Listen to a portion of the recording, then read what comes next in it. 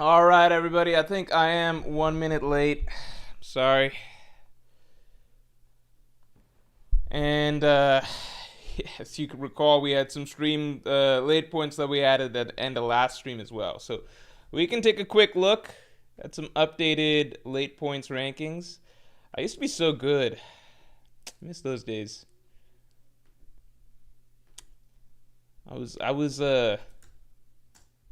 infallible for a little period of time. Hold on 1 second. Let's pull this up. Let's pull everything up, everything that we need. All right.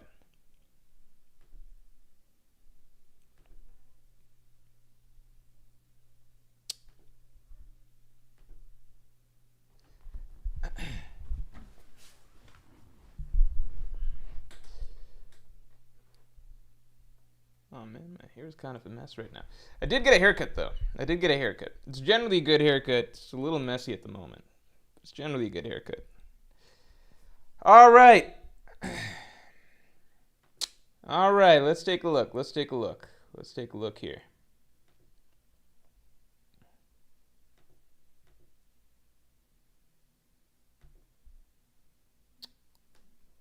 All right. So, updates. First of all, as we can see here. So last time, as I told you guys, I updated the point total. Because last time I was late, but I couldn't share the second monitor because the second monitor was having issues. So I updated the point total. You can check past streams. This updated point total is correct. I added, I think, 12 late points last time. So now we're at 82. We're at 82. Here, let me give you guys a little poll. See if you guys want to cash in your points or anything. As you can see on the left, what the current rewards are. Hold on. Yeah. Do we want to cash in late points? Yes. No. Secondly, actually, if we check out over here, I'm currently reading Kagurabachi. So last night I did start to read a little bit of Kagurabachi. I'm not far. I think maybe I'm 10 chapters in. What chapter am I on? Kagurabachi chapter. Let's see. Yeah, I think I'm on like chapter 9 or 10. 'Cause I've read this already. Read this. What did I do? Yeah, I'm at like chapter. Man, some of this was a blur. I think I'm at around chapter 10. Yeah, it looks like I'm at chapter 10. Um, yeah. I can't say I'm loving this so far, but it's only 100 chapters, so I'll power through. And these chapters go by kind of quick. But I'm not loving this at the moment. Yeah. But I know you guys pushed me for it, so I'll keep giving it a shot. Maybe it gets better later or something. Yeah, I don't know what people are saving for at this point. I feel like people's opinions will be pretty split. Okay, the general opinion is no, so we're not going to spend them. Let's get Streamlabs up to 50 real quick. And let me catch up on supers here.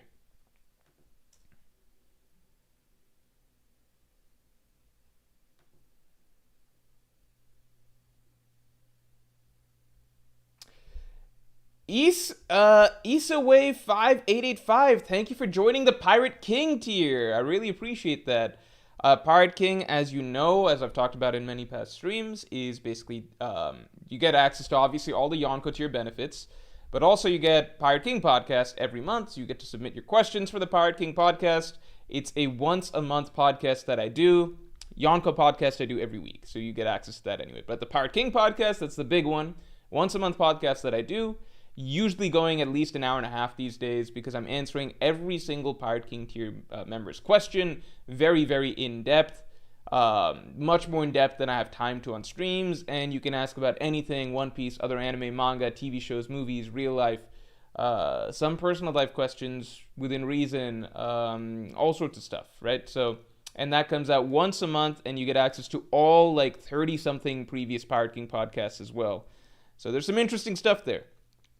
Thank you very much for joining. I really appreciate it.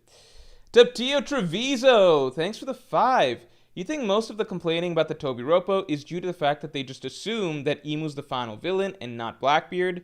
No problem as a Blackbeard fan. I think most of the complaining about the Toby Ropo is due to the fact that they just assume that Emu's the final villain and not Blackbeard. Complaining about the Toby Ropo? Are you talking about the whole, like, are you talking about the Gods Knights? I think you just straight up use the Toby Ropo interchangeably. I know they're jokingly referred to as the Toby Ropo, or as the Holy Ropo, but, yeah, I know they're jokingly referred to as the Holy Ropo, but, they're not actually I guess you, I guess you just went and straight up, called them that as their official title.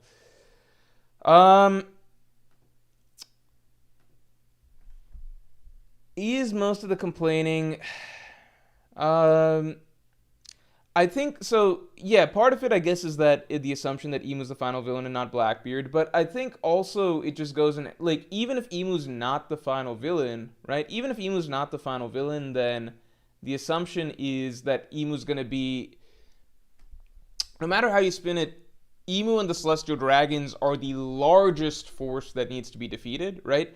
And generally speaking, no matter what, the final war is going to be largely against Emu and the Celestial Dragons, right? Unless things dramatically change in the story, which they could. We don't know what Oda's got planned out for the final saga, but unless things change dramatically in the story, the bulk of the final war will be against the world government, right? That's really what most of the story of One Piece has revolved around. That's what everything's been heading towards. That's what the Will of D really is, like overturning the evil rule that has reigned for the last 800 years, etc., right? Most people assume that if Blackbeard is going to, what's the call? Usurp. Sorry.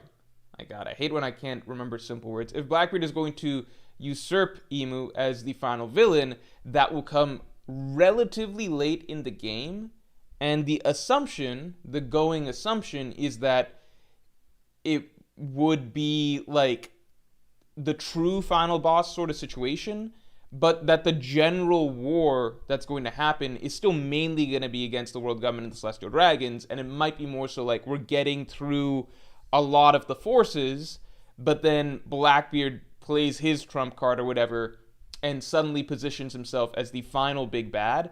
But again, like, you get what I'm saying? The assumption is that the bulk of the war is going to be against the world government and Celestial Dragons, because as it stands, Blackbeard simply right now does not have the army or resources to really be the guy that they all wage war against, right?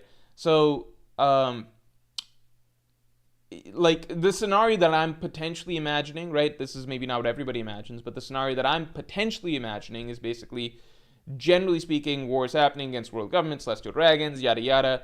A lot of shit for lots of side characters, the Alliance, yada yada. We get through the bulk of the problem. Emu is potentially defeated or seemingly defeated or on the ropes. Blackbeard swoops in, maybe takes his ability, and then Blackbeard, now that everybody's efforts are pretty exhausted and everything like that, and everyone's, like, run into the ground because of the efforts in the final war, now Blackbeard's basically taking the stage, much like at Marineford, right? Much like at Marineford, as, like, the final problem, and everybody's already just fucking tapped out. Blackbeard is showing up with a squad that we can presume is very strong, and there's a lot of options that he can get that. Like, be that, as I've talked about before, be that stealing the Seraphim, or maybe now, like, if Blackbeard gets Emu's abilities, maybe Dami reversing a bunch of characters, we don't know. But there could be methods, right? So Blackbeard swooping in as, like, the final problem, again, in a reenactment of the Marineford scenario, that could be really good. But that still wouldn't change the fact that 70 to 80% of the battle is going to be against the world government's forces, right? So why does that matter, right? Why does that matter? That matters because, again, like, it just kind of has to be because the world government has too many forces, right? So if you look top to bottom, Emu, probably strongest character in the world right now.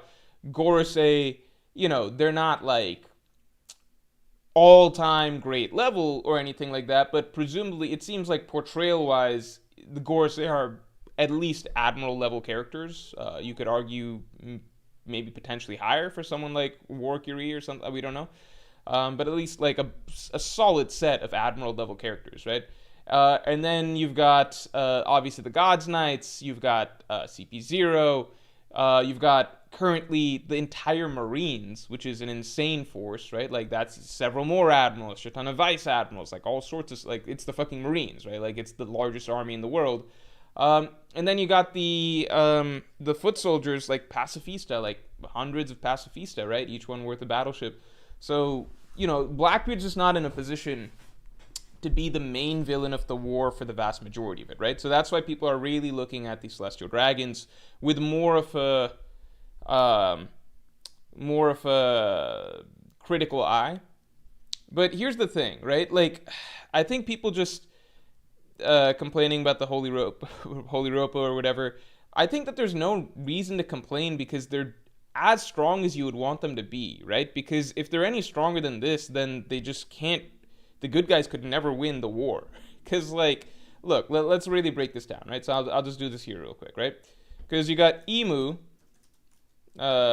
strongest character in the world. Gorosei, right? 5 admiral level subordinates?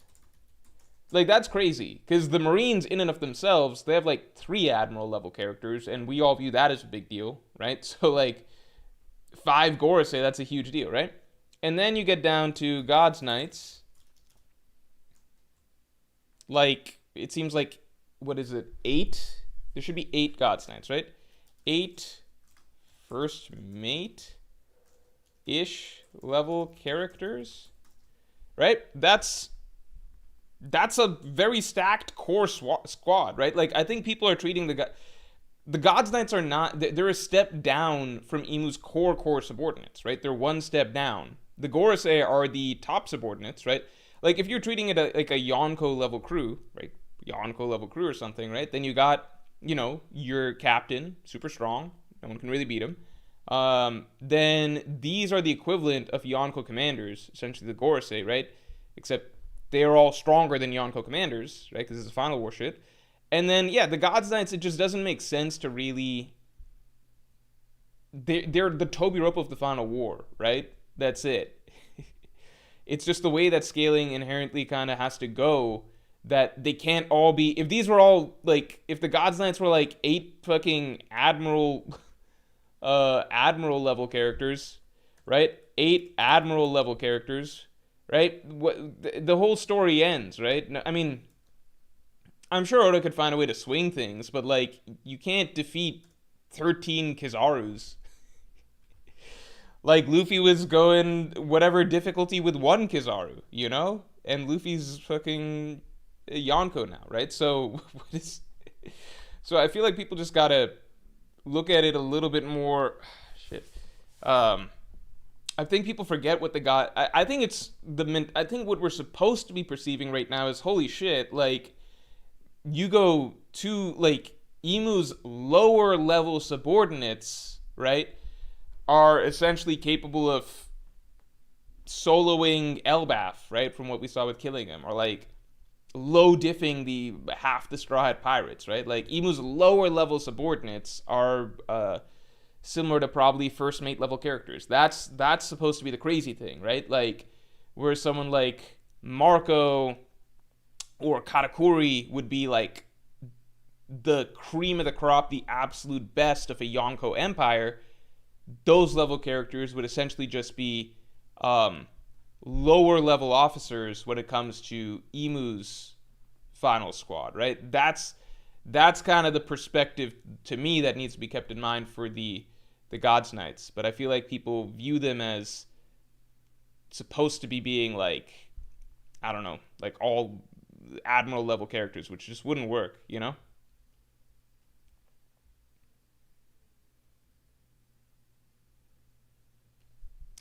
Let's get Streamlux up to 50 real quick. Let's get Streamlux up to 50. Meek6173, thanks to 10. What if Emu gets scared that killing him slash Sommers may die to Luffy and Loki, so right before they get defeated, Emu just kills them in front of the straw so that Emu doesn't permanently lose another Holy Knight?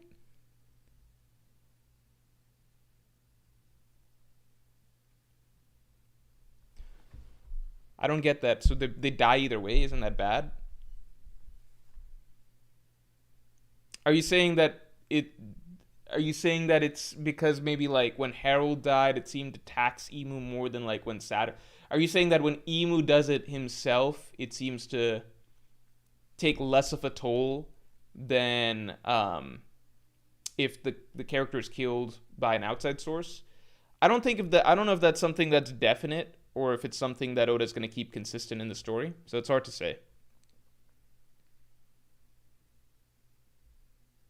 Garling losing to Rocks made the Holy Knights agenda have to dig out 50 feet of aura debt. The thing, I think that's one thing that I don't like the way that Oda went about it, which is Oda should have showed us what Garling can do first, right? Show us Garling today in the modern day first, do something really cool, and then it's more dramatic when you see Rocks like low diff him before at God Valley, you know? Because that's kind of how, that's just more effective, you know? Yeah, I think that's generally more effective because otherwise it just makes Garling seem like a fraud, right? Because you're supposed to feel like, oh shit, Rocks is really strong. And we do feel that, right? But we feel that because we assume that Garling is probably supposed to be pretty strong, so we're like, oh fuck, the fact that Rocks fucked him up is a big deal. But actually being shown just how crazy strong Garling is first, like give him some feat in the modern day, and then show Rocks casually fucking him up, that really helps a lot more, I think. I'm sure Oda will obviously show at some point what Garling can do, so that retroactively will help us appreciate more what Rocks did in the past. But you know,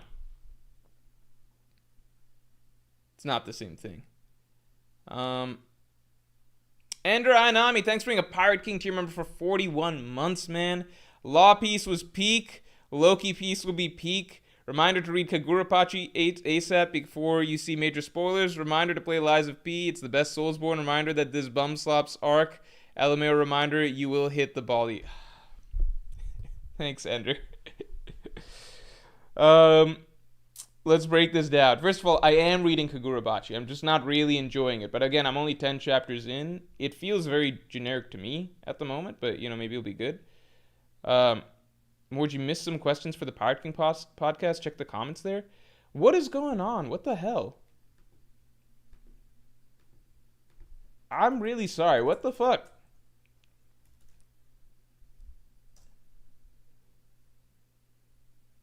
Okay, I do not want this to. This has happened the last 3 months. There's been like some issues with the Pirate King podcast submissions. I don't know what's happening. I always make it up in the next month if it happens, but I don't want that to keep happening, and then that's not fair to you guys to like have to wait an additional month to see the questions. I'm going to. So we have an assistant who basically compiles the questions. She does a lot of other things, but she compiles the questions. I will have a hard talk with her to understand what is going on here, because this did not used to happen. This is more for recent development. What the fuck? Thank you, Virgil, for letting me know. Thank you for letting me know.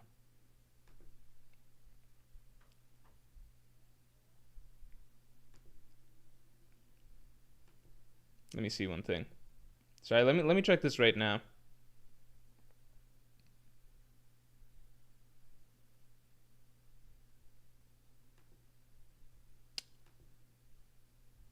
Okay. Hold on. Sorry, guys. Sorry.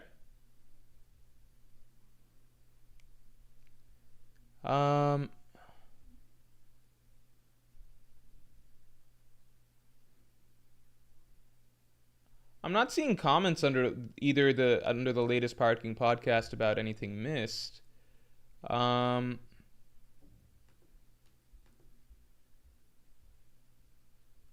don't see any comments about miss posts this time. I think we got everything this time.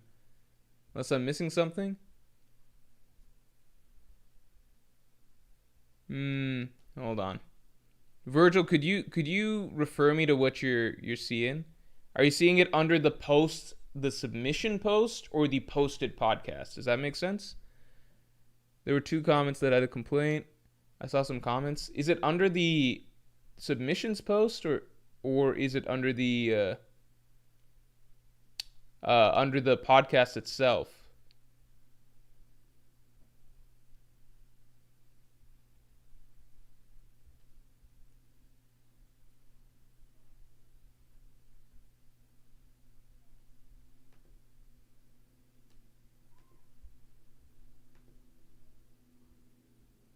In this month's podcast, the posted podcast. Okay, all right. Then there's something up. Cause hold on, I'm gonna have to have a talk with. Because I don't see those comments anymore. Whatever those comments are, I do not see them now.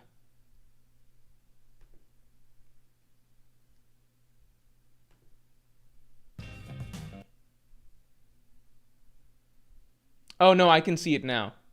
I see from Virgil Hawkins, Damian Wright. What the hell? If I actually click into the video, I can see it.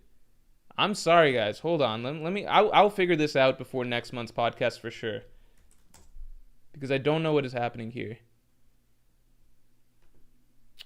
Sorry, guys. Hold on. I'm gonna do some slight extra digging right now while I got you guys here to just confirm some things.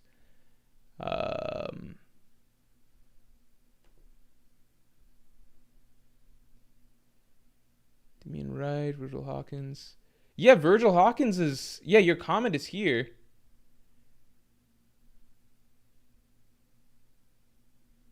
And Damian Wright, your comment is here. I see both of your comments. Okay, this is a compilation issue then. And Virgil Hawkins, I see two questions from you. Yeah, so this is an issue in terms of the compilation process. Okay, I'm gonna talk to my assistant. I can answer the questions right here, by the way, but it's up to you guys. I'd be happy to answer those questions right here. I have them in front of me. But at the same time, I can also answer them in next month's Pirate King podcast. I'm really sorry about that. Yeah, this is a compilation issue. Tipti is asking, do we need to change how submissions are done? I think possibly. So here's the crux of the issue, right? I know you guys want to get into the stream topic, but this is important to just discuss openly. The crux of the issue is basically the Pirate King podcast goes out to two separate groups. It's just the way that it goes because there's Pirate King members, Pirate King tier members who support through YouTube. So for example, the YouTube members that you guys see here. And then there's Pirate King people who submit through Patreon. So it's two separate platforms, right? Simple reason being, initially I started with Patreon, then YouTube rolled out memberships. So some people still prefer doing Patreon, some people prefer memberships. It's just two separate things, okay? So because people submit on two separate platforms, one of the things our assistant does is basically, if it was all on one platform, then I could just see it, I could just scroll and read it all, right?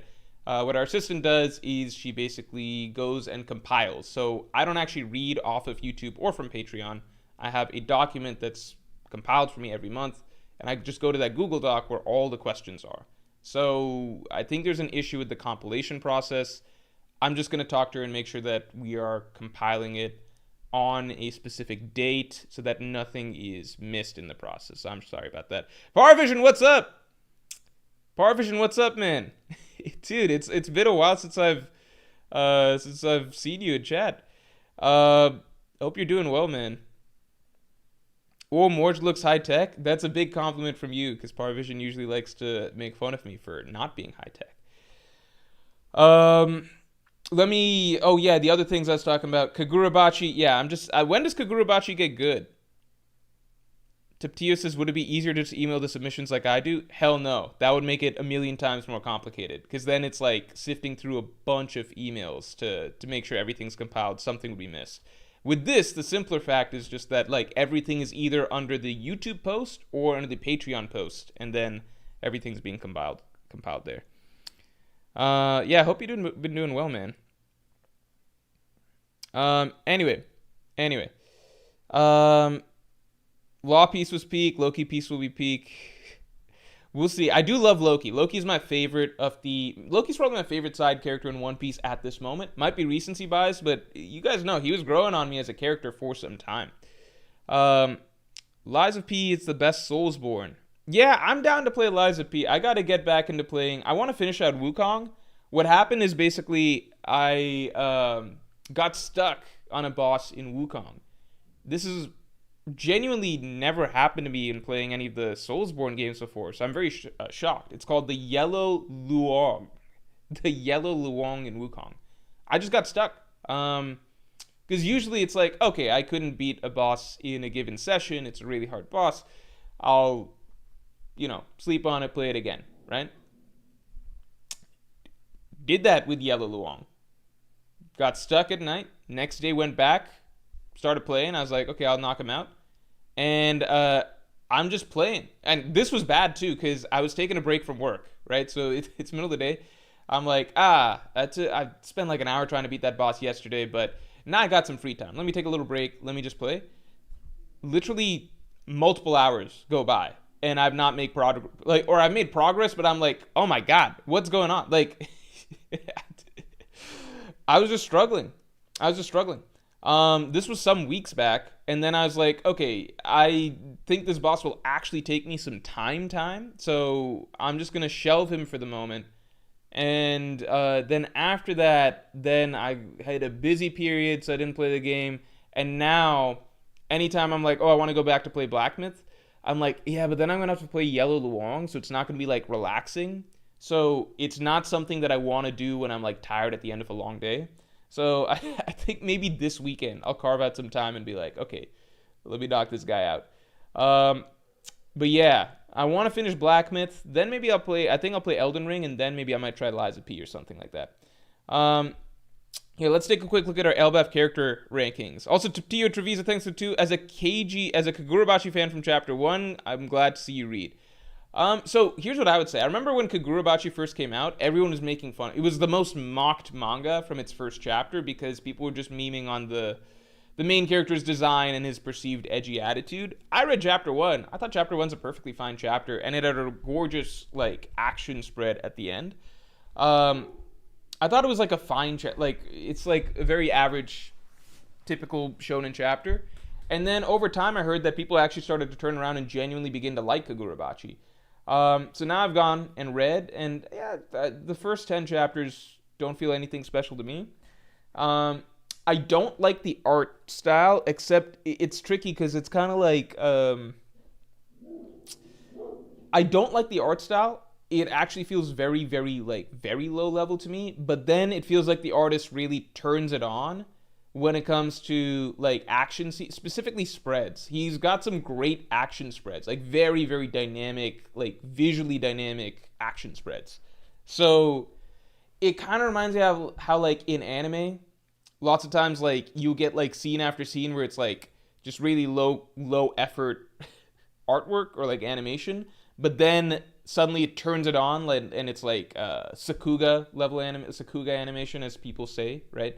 Doesn't really mean anything, but that's what people say. Oh, whoops. Yeah, it feels kind of like that, where all of a sudden the artwork suddenly takes off. But yeah, I'm only 10 chapters in, so I'll have a better perception of it when it's time. Kagurabachi's absolute gas.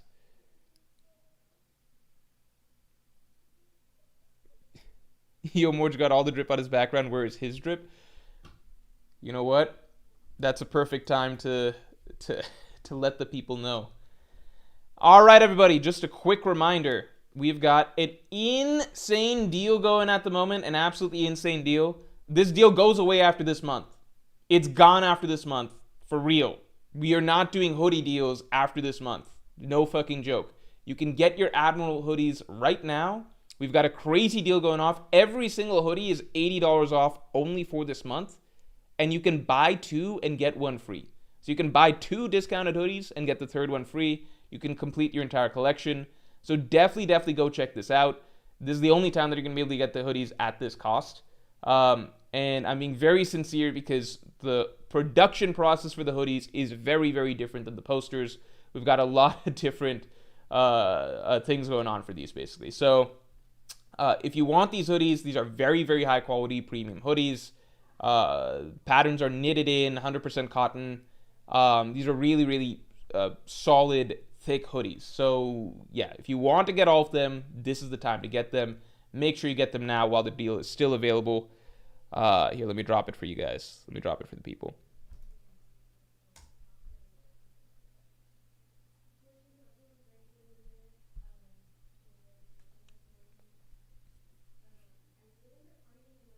Demon Slayer does that? Demon Slayer's manga? Demon Slayer's manga artwork is genuinely fucking terrible. It's actually shocking to me because when you compare the the um the contrast is just so crazy because Demon Slayer's anime, I think many would agree, is the most visually beautiful anime, right? At least not counting Chinese studios or anything, right? So it's so jarring to switch over to the manga because when I finished the entertainment district in the anime, I was so hooked on Demon Slayer. I was like, I'm gonna go read the manga. I read 2 chapters of the manga post entertainment district, and I was just like, this is just like one of the most lifeless, low quality, like everything just felt very, very simple and like a sketch. Like not a sketch, that's an exaggeration, but it is one of the most basic, I guess, most generically drawn manga that I've ever read. Just has nothing close to the feel of the Demon Slayer anime. So I just dropped it right away. I was like, it's not actually enjoyable for me to read this.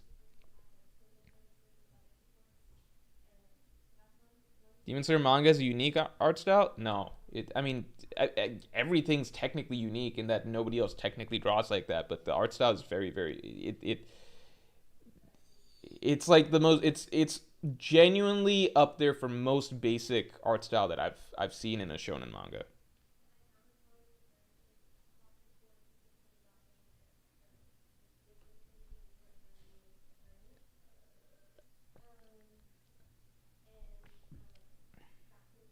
Kagurabachi has come a long way in terms of art. I could easily believe that because you can see the potential.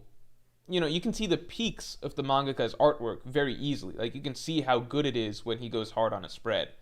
It's like the action panels when he does a high effort action panel are ridiculously good. It feels so fluid and vivid. It just feels very, very visceral. Like you can feel a lot of action coming through, right? It's just the panel to panel is really, really weak to me. Taptio says I meant Holy Ropo, not Toby Ropo. Yeah, yeah. Taptio thanks for the 2. I didn't see the memes. I have Manga Plus app to read. Yeah, the memes were before Kagurabachi came out. So before it came out, people were memeing because there was an image of the main character drawing his sword as the marketing image, and people were just like, oh, this is just like an edgy series with like if Zoro was the main character or something. Yeah, I think I think I just need to read along to see if I enjoy it. I think one thing I'm not enjoying right away is the emphasis on this kid. I hope the kid is not like a main part of the series, but there's just this kid that like it feels like a very, very cutesy type, like it's supposed to be like a very cutesy kid or whatever. I think I'm just supposed to feel like I don't know. I feel like it's just trying to do like a little cute mascot type character, but the plot is really revolving around this kid, and I'm not enjoying that. Factory Cow, thanks for being a Yonko tier member for 22 months. If I sub to Pirate King, will I lose my Yonko streak going back? Aokiji out of Minnesota. I agree with you, Aokiji out of Minnesota. I think that's actually happening, though, as far as I know. I think that there's big steps happening towards that. And other people can confirm this if they've seen, but as far as I know, no, you do not lose your streak because I think the streak is more so how long you've been a member, as far as I know. So it's just going to change. It says member for 22 months. I don't think it's going to be changing. Like, I'm fairly confident about this because I've seen people who I don't think are like Pirate King members for like 36 months, but they've been members for that long, and that's generally what the streak will show. So, if somebody wants to confirm, they can confirm, but I'm very confident that that is the case because that's just what I've seen throughout this. Um, like I don't. Well, I don't want to say specific people because that might come across incorrectly. But there are people who I recognize that like they haven't always been at this tier of support, but they've maybe been Pirate King, then gone to Yonko, then gone back to Pirate King. The streak shows how long you've been a member. But I'm happy you're considering support, and I appreciate obviously the Yonko level support. You do whatever feels right to you. I really appreciate it regardless. Thank you. Meek, thanks for the 2. What's your favorite artwork in a One Piece chapter? Ooh, that's a good question. We ignore color spreads, right? Favorite artwork in a One Piece chapter? It's a really good question. It's probably some really cool spread, right? I think it's some really cool spread.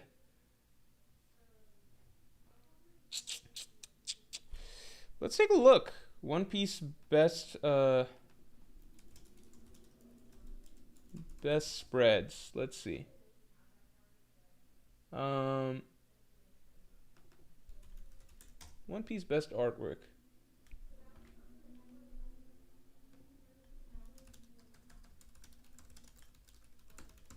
I think generally speaking, I think that usually Oda's best art pieces are when we're being introduced to a new location, right? And we get kind of the full shot of what that location is. I think he always goes really hard on those. Um, hmm. I wish I could just see like wish I could see like a little album that people have. Like there are some that I think are really cool. Like yeah, Kaido in dragon form I think is just really cool, just as is. Um,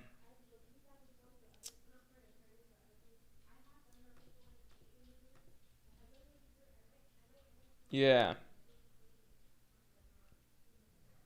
I think Skypiea is really beautiful when you get there. I think Ennis Lobby, but I don't know what specific spread from Ennis Lobby.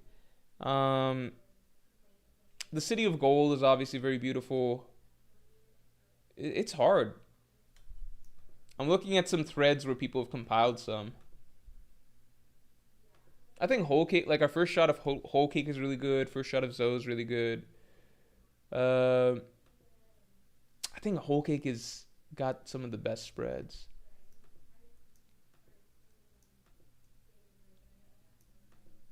I think the cherry blossom shot at the end of uh, of Drum Kingdom is really beautiful.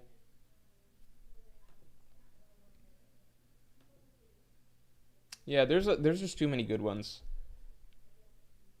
JP, thanks for your 10. What if Blackbeard ends up taking Loki's fruit without killing him? And that's why Oda was comfortable giving him everything else like Ragnar. He can still fight in the final war and isn't too OP for Shamrock, maybe.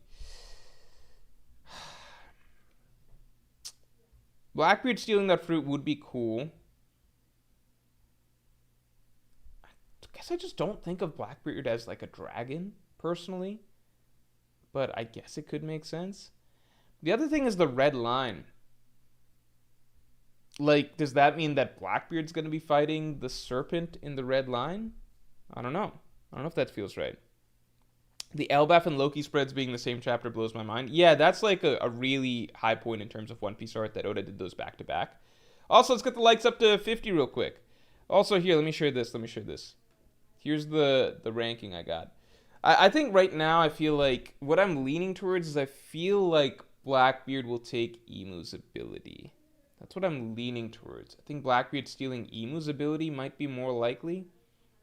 I think a team effort to take down Emu. I think then Blackbeard might take Emu's ability, and then Luffy versus Blackbeard. Um, Tiptio says, "Do I still think Emu's fruit is greater than Loki's in power?" I think that it's possible that Loki's fruit in just like pure straight like combat, right? Like just give me a fruit and throw me in the ring. I think Loki's fruit might be the strongest. I think that's a very strong possibility. Um, Flip side, Emu's fruit, I think, might have the most. What I'm feeling right now is that Emu's fruit might be the best when it comes to like just upwards potential of what it can do, right? Like, because I mean, so far Emu hasn't actually shown us that much stuff in combat, right? Emu hasn't shown us that much stuff in combat because, um, okay, let's be clear, right? In terms of direct combat, like fighting Emu himself, the strongest ability that's been shown that Emu possesses is simply what do you call the invulnerability, right? Invulnerability pretty hard to beat. It's the same reason that Logias were basically considered like invincible pre-time skip. It was just like, okay, if the Strahds run into a Logia, it doesn't really matter how strong their punches and kicks and all of that stuff are. They kind of just lose unless they happen to have that Logia specific ability. That's why Logias were just such a nightmare. And like pre-time skip, it was just like, okay, it doesn't matter if Luffy could hypothetically beat Smoker in just a straight up like boxing match or something, right? You just like there's not like even as Luffy got stronger and stronger, right? He could get like stronger from East Blue to Alabasta. He could get gears. He could get like 10 times stronger. None of that had any impact on his ability to fight Smoker, right? So I view Emu as like a similar problem in that sense, which is that it doesn't really matter how powerful your fruit is from what it seems like so far, right? You could have the Gurugurumi, you could have Loki's fruit, you could have whatever. You're not going to damage Emu, so it's all irrelevant, right? Catches, I personally don't think that is the result of Emu's own fruit. I think that is the result of the Ope Ope no Mi surgery that it is implied that Emu got done to him, right? To me, that would make sense because Doflamingo even says that that's considered the ultimate ability, the Ope Ope no Mi's surgery. It's considered the ultimate ability. It literally requires the sacrifice of one's own life to do it. I think that would be a fitting sacrifice to give someone like that level of a broken ability where pretty much nothing else can damage you, right? So my headcanon, right, or my theory, my speculation, right? Emu's invulnerability, which is the hardest part about fighting him head on, I think that's the result of immortality surgery. So I personally think it falls into a separate category. Emu's own fruit, which again I've speculated for a long time, is the Sea Devil fruit, right? I think with Emu's own fruit, the strength seems to be. We haven't gotten its combat strength just yet. We saw him fighting rocks a little bit. We can't really glean that much from that because it's not like Emu's trying to avoid getting hit or anything like that. Rocks did fine. He was actually piecing Emu up, but it just doesn't affect Emu, right? So you can't really scale anything off of that. But Emu's own ability, like he can do so much in terms of just like the contracts, right? Dami Reversi. Dami Reversi is like a crazy broken ability. Just create an army out of nothing, and it's like a crazy strong army. And you can create, like you can force characters as powerful as rocks to become your minions and fight for you, and they're powered up and everything like that, right? So Emu can do that effortlessly, right? He doesn't even need to hit you. His attacks his like limbs can kind of just like phase through you, and now you're under his control. So, and again, we don't know Emu's full power. Maybe Emu if Emu's really in his hybrid zone form or something and really trying to fight, maybe the Sea Devil form is also just crazy powerful in terms of combat.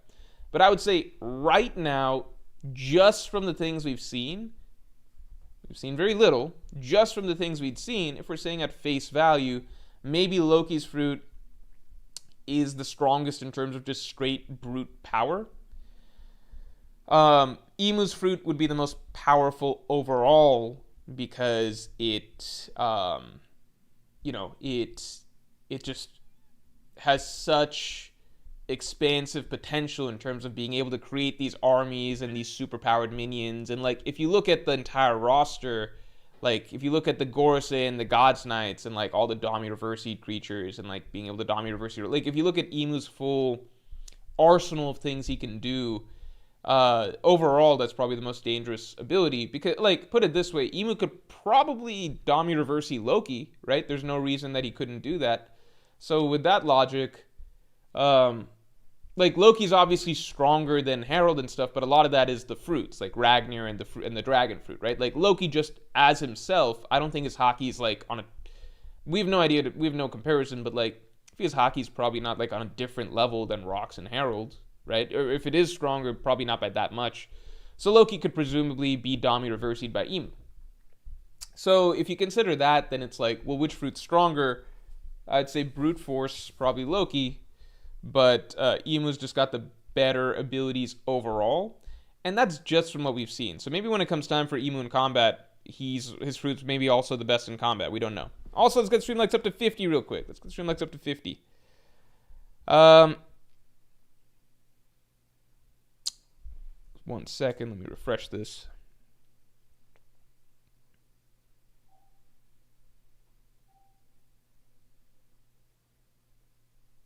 Hold on. Let me do one thing real quick. Let me make a note.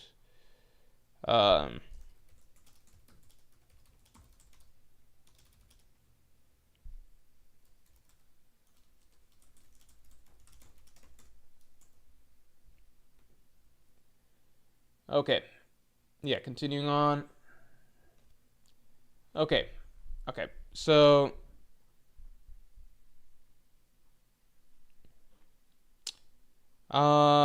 yeah, I want to do this real quick and then we'll get into our tier list. So looking at this, right? My favorite characters.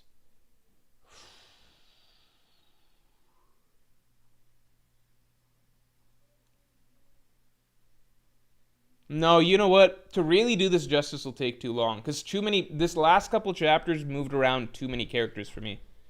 Too many characters got a boost. Like fucking Ange got a big boost from the latest chapter.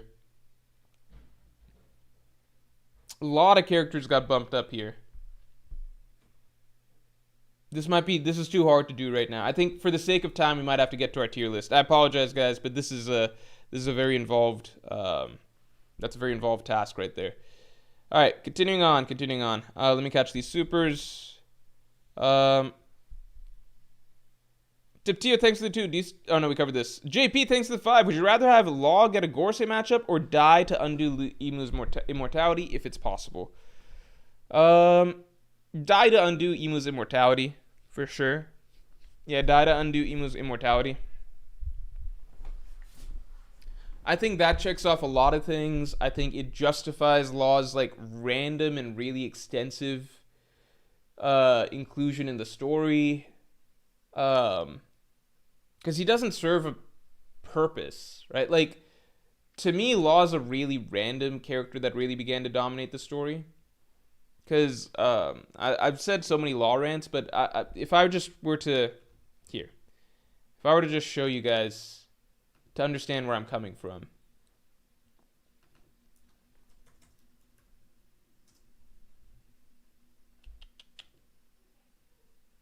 This part isn't a random Law rant, okay? This is just an observation. So, let's look here. All right, let's look here.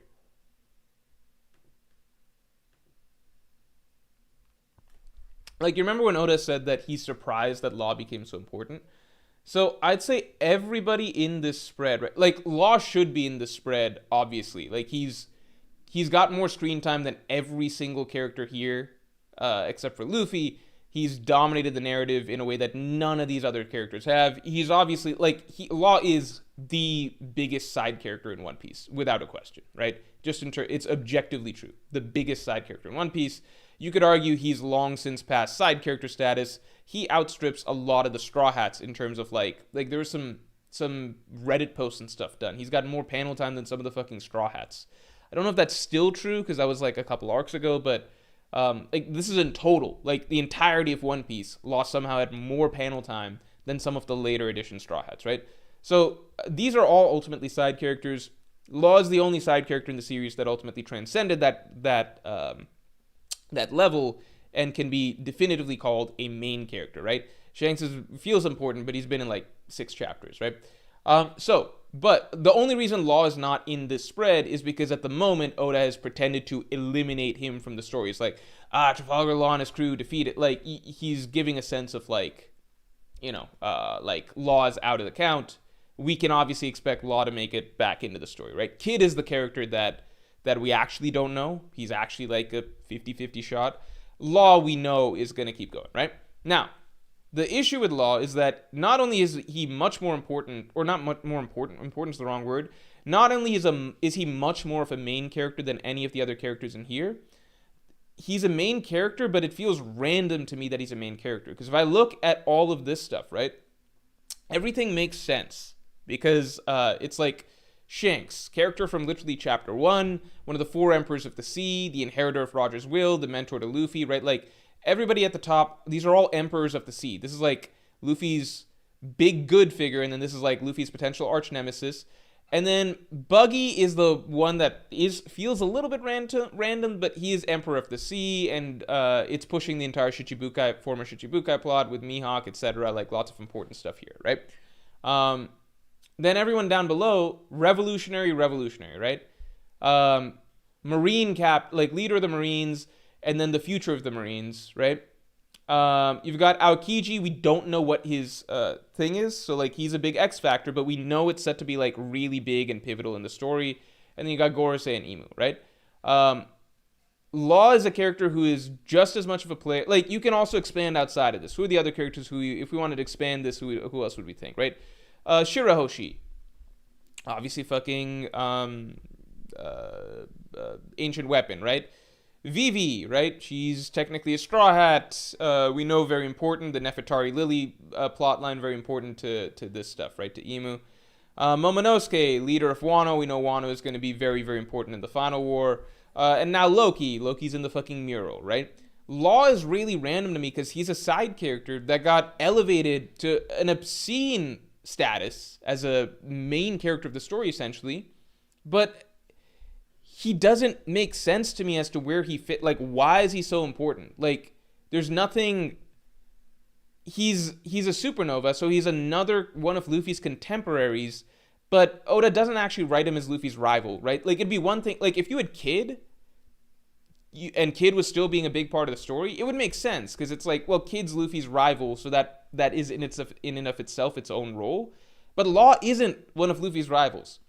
The only time he was like suggested to be a Luffy rival was like pre-time skip kinda, but in actuality Oda never even planned on him to be a rival.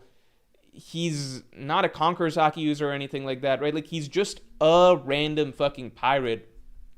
He served a big role in the like Punk Hazard through Dressrosa through Wano storyline, in that he became like a sort of guiding force to make that whole storyline happen. Because Luffy wouldn't want to just like arbitrarily go and fight Kaido, right? He wanted to fight Kaido from the beginning because he wants to fight all the emperors, but Law is the one who gets that ball rolling plot-wise, right?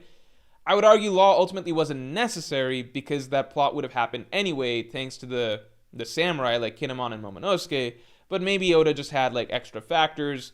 Law was actually more so responsible for the whole Dressrosa detour, because Law's like, listen, before we defeat Kaido, we gotta go after Doflamingo. In retrospect, was it in any way important for them to defeat Doflamingo before defeating Kaido? No, it was fucking unnecessary as fuck. You think the war would have gone differently if Kaido had like 15 more gifters on his side? Fuck no. Like, that's just more Tama fodder, right? So like, in general, that storyline was very forced. It's a clear example of like Oda extending the story to account for the Shichibukai, which is what he talked about, right? So, I don't know, I'm rambling a little, going off tangent a little bit here, but my main point is like, Law really kind of made the most sense being a big player during the whole Punk Hazard through Dressrosa through Wano storyline, right? That's where he made the most sense being a player, like major player. But at this point, it's just like, what even, like, he's not an emperor, he's not a revolutionary, he's not an evil marine leader like Akainu, but he's not like the future of the Marines, like Kobe or even like Smoker or Fujitora, you could write something. He's just a pirate. He's not a particularly strong pirate in the grand scheme of things, right? Like he's not an emperor or something. He doesn't have like a big crew or faction underneath him. He doesn't have like there's no specific. He's just floating. He's not a Luffy rival or anything like that. Why is this character become so important in the story, right? To me, it's just like at this point, it better be the fucking immortality surgery or something like that, right? Because even if you're like, well, Law's a D, Saul's a fucking D, I don't think people are like, well, Saul needs to be like one of the most important characters in the story. Most people are fine with Saul being dead until he's revealed to be alive, right? So being a D doesn't matter that much. Law's looking after, like he's trying to hunt down the poneglyphs to find out about the past, but newsflash, we already have a character whose entire shtick is doing that, and she's part of the Straw Hats, right? So it's just like, I just don't get the character's purpose in the narrative overall, why he was elevated to such an important status for such a long period of time, what the fuck he's supposed to do now. The only thing I can think of is the fucking fruit that he has, the Ope Ope no Mi, potentially undoing the immortality surgery on Imu or something like that, if that's even a possibility. But at the same time, there's other options that counter the fruit anyway, like the Yami Yami no Mi. So I'm just like, what is the deal with... Do you guys get what I'm saying? Who is this character? What is this character? In a world like One Piece where like there is so much thought put into like the general geopolitical setup and like the structuring of the factions and the main players at the center of each faction, why Law? Like, what was the point of the dude? What was the point of the character? I would have preferred if Oda actually made Law a lot stronger. Like, give him kids shit. Let him be a Conqueror's Haki user. Let him actually be Luffy's core rival. But Oda doesn't even want to do that. In fact, Oda just removed his fucking bum-ass crew. He doesn't even have Shachi and Penguin and the cool submarine anymore. It's just Law and a fucking polar bear. I don't get it. I don't get it. I just will not understand what Oda was doing. I feel like Law is a great example of like the story just going off the rails for some time for something that was really not needed. Because the entire Punk Hazard through Dressrosa through Wano arc, like saga, if we're being honest, it could just have skipped to Wano for the most part. A lot of the stuff that, like, plot-wise things that had to happen, like, I guess the Grand Fleet, that's the one major plot development I can think of that had to happen along the way. But that's it. Like, the Grand Fleet, I don't know what else. It's the Grand Fleet, right? But I feel like we just went on a huge detour to tell a story. Dressrosa is a good arc, and sometimes it's, like, good storytelling for the sake of good storytelling is good. I don't think it's a great arc. I think it's a good arc. I think it retreads a lot on past storylines, and it does a lot to foreshadow Imu's stuff at the end of the story. But I feel like a lot of it's just because, like, Law put us on this dumbass track of just, because Luffy's just like, why don't we just go fight Kaido? And Law's like, listen, we can't go fight Kaido because first we need to defeat this manufacturer, Caesar. We gotta shut down Caesar's lab, or it'll be a problem. We gotta deal with the SAD, right? We gotta destroy this. And then we gotta deal with the Smile. We gotta take down Doflamingo. That's gonna take us 100 chapters, right? In fact, this whole thing is gonna take us 150 chapters. Then we can fight Kaido. Was any of that 150 chapters relevant whatsoever to defeating Kaido? Does anything change? No, not at all.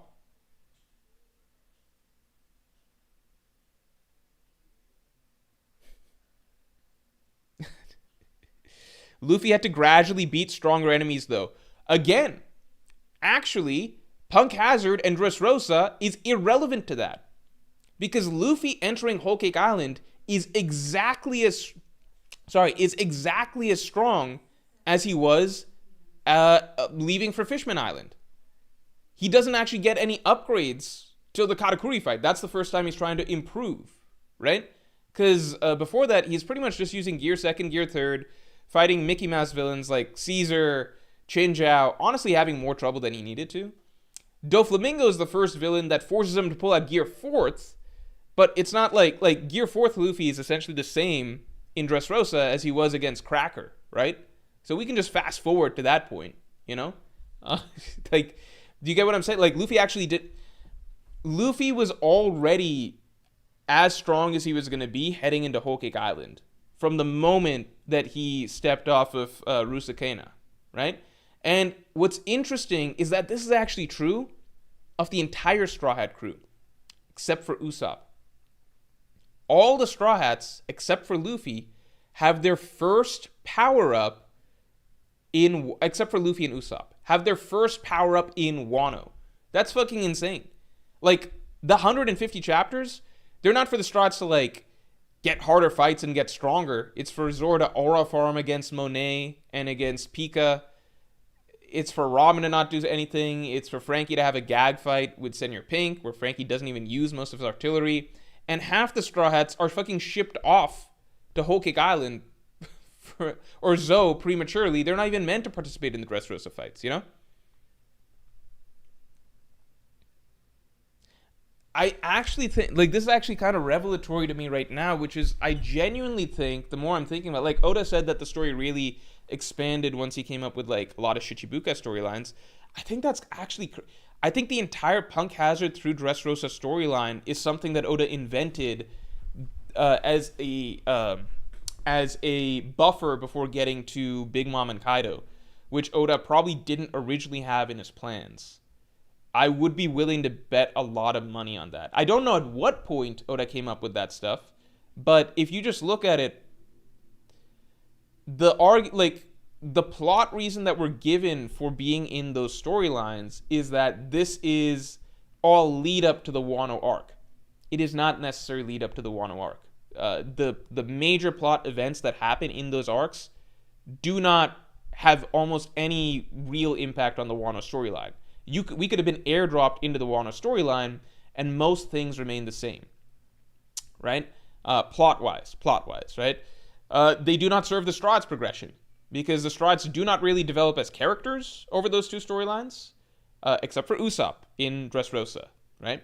Which is actually kind of, that's even more revelatory to me now, because I'm like, well, Usopp's the one Straw Hat that also doesn't get really anything at all in Wano.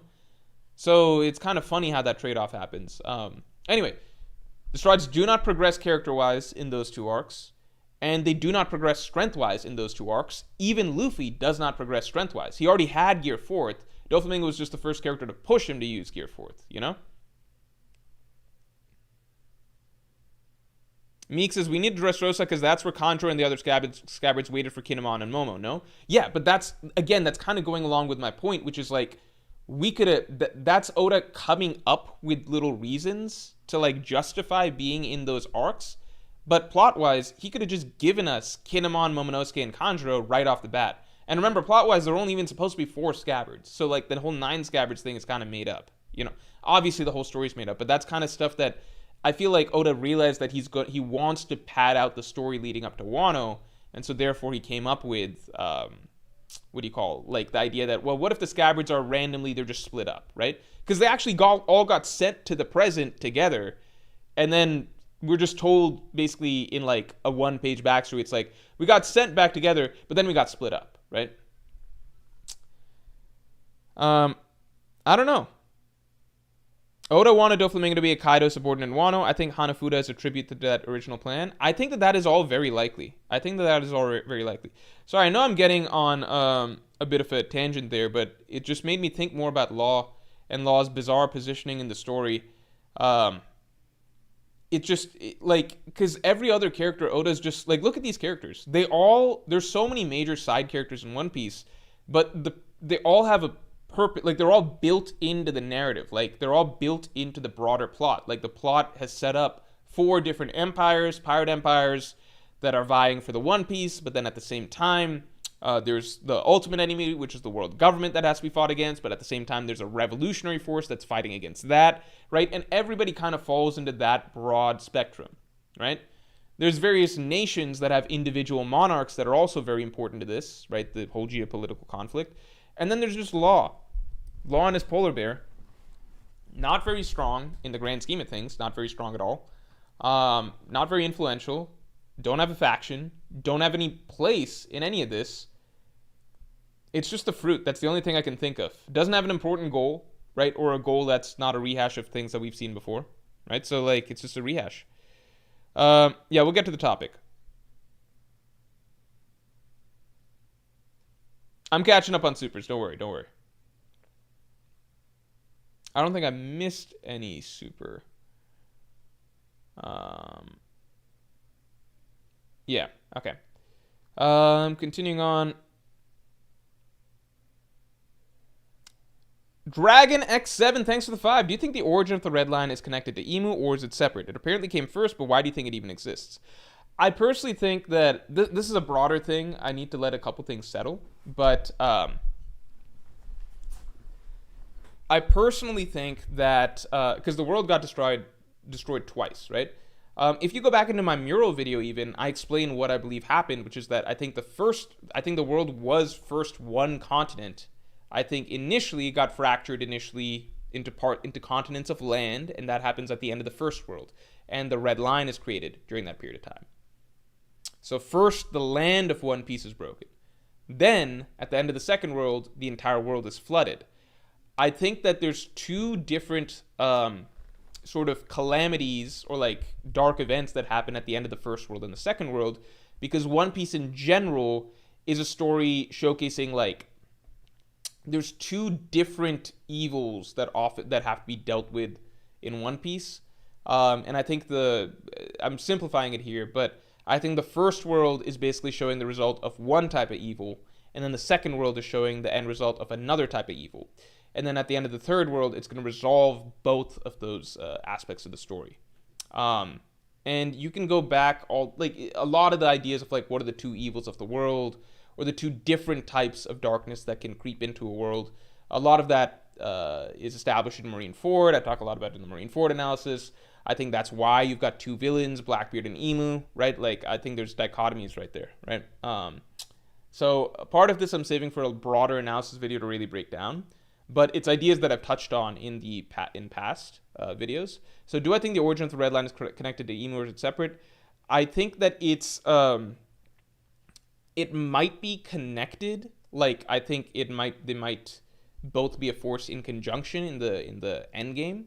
But why I think it could exist is basically a product of the evil that came about at the end of the first world, and then Emu's kind of the product of the evil that came about in the second world, if that makes sense. And I do think that they'll both be a factor in, obviously, the third world finale. Meek6173, thanks for the 5. Move Ripley and Angie up, Sommers down, fuck Sommers. Yeah, I definitely will. I think I need a solid... We'll carve out some time. Maybe in the chapter prediction stream this Friday, we'll carve out some time. Or maybe in the next chapter discussion, we'll carve out some time to really go through ranking of the best characters. Because it would actually take a lot of shuffling to move around all the characters that just got really moved around as of last chapter. Because it had some great moments for Roto, Ripley, just a lot, right? Like a lot of the side giant characters. Even the kids... Tia Trevisa, thanks for the 5. Why would Law be needed if we know that Conqueror's Haki is the answer now? I feel like the Ope Ope was a justification for Emu's age, not his regeneration. I feel like the Ope Ope was a justification. We don't know. Maybe it's for the age, maybe it's for the regeneration. I don't know. I think that the... Conqueror's Haki being the answer, I wouldn't be surprised if it's something like Conqueror's Haki can like hard counter the regeneration, but it ultimately cannot kill Emu himself. I wouldn't be surprised if that's the case. So maybe the Ope Ope no Mi or Yami Yami no Mi is needed for that. Tom9739, thanks for the 2. They technically save Zoe in Dressrosa. That's true. There's like, but again, I think that's like Oda finding ways to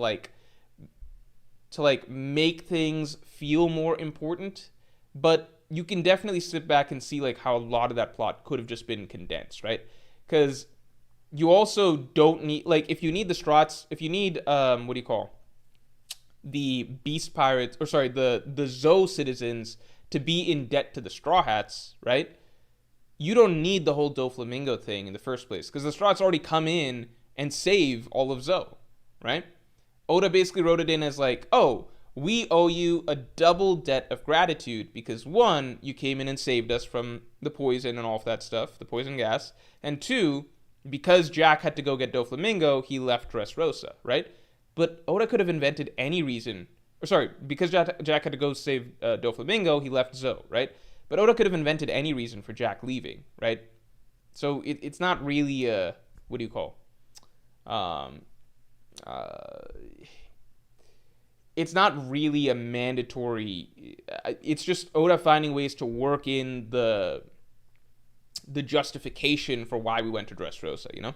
Stride Chaco, thanks for the 2. How many late points for in-depth Lost Slander video? I'm never going to do an in-depth Lost Slander video.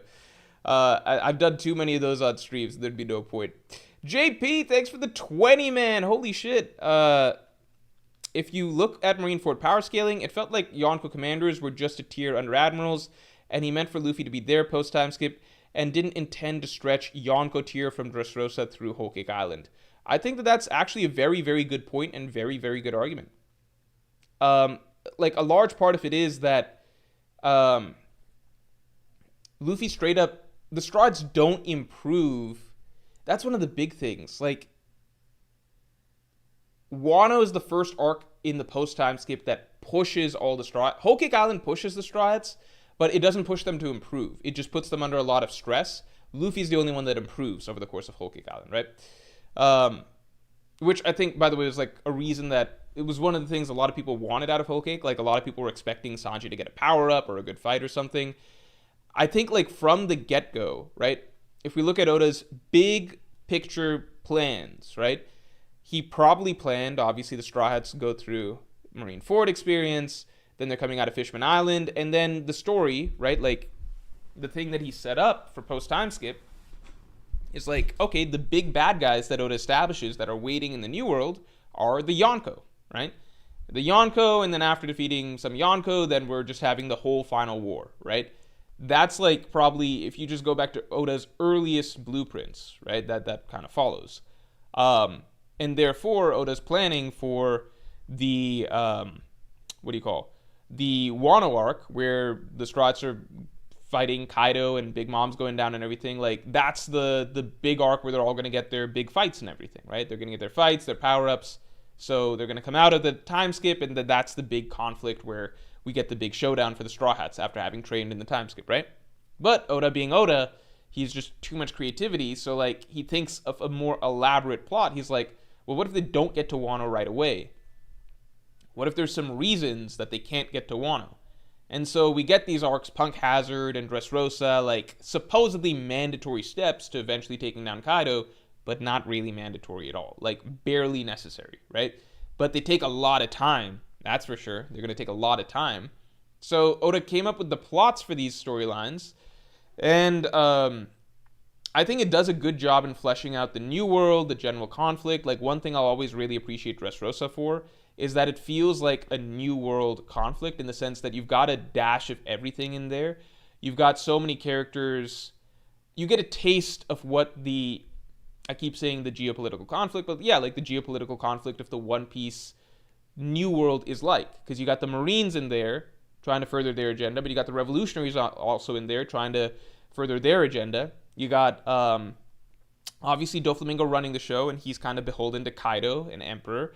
And then you've got another emperor, Blackbeard, sending his men over there, right? So I think that's a really cool... And then you've got the Straw Hats and Law, the up-and-coming supernovas, also crashing the party, right? So, in general, Dressrosa is really cool for giving us a taste of that. So I'm not actually trying... Like, I think in the long run, Oda doing that helps flesh out the overarching conflict of the story of One Piece that he set up more. Like, set up better, right? I do think that you can see, though, where the stagnation comes in, which is just that he didn't have a lot planned for the Straw Hats, the main characters, for this stretch of time, because it was never on the agenda, right? So, like, you get this weird situation where we're getting these arcs, like, very long story, like Dressrosa, 100 chapters, Punk Hazard, 50 chapters. Those are very long storylines. Like, there would be some of the longest storylines pre-time skip.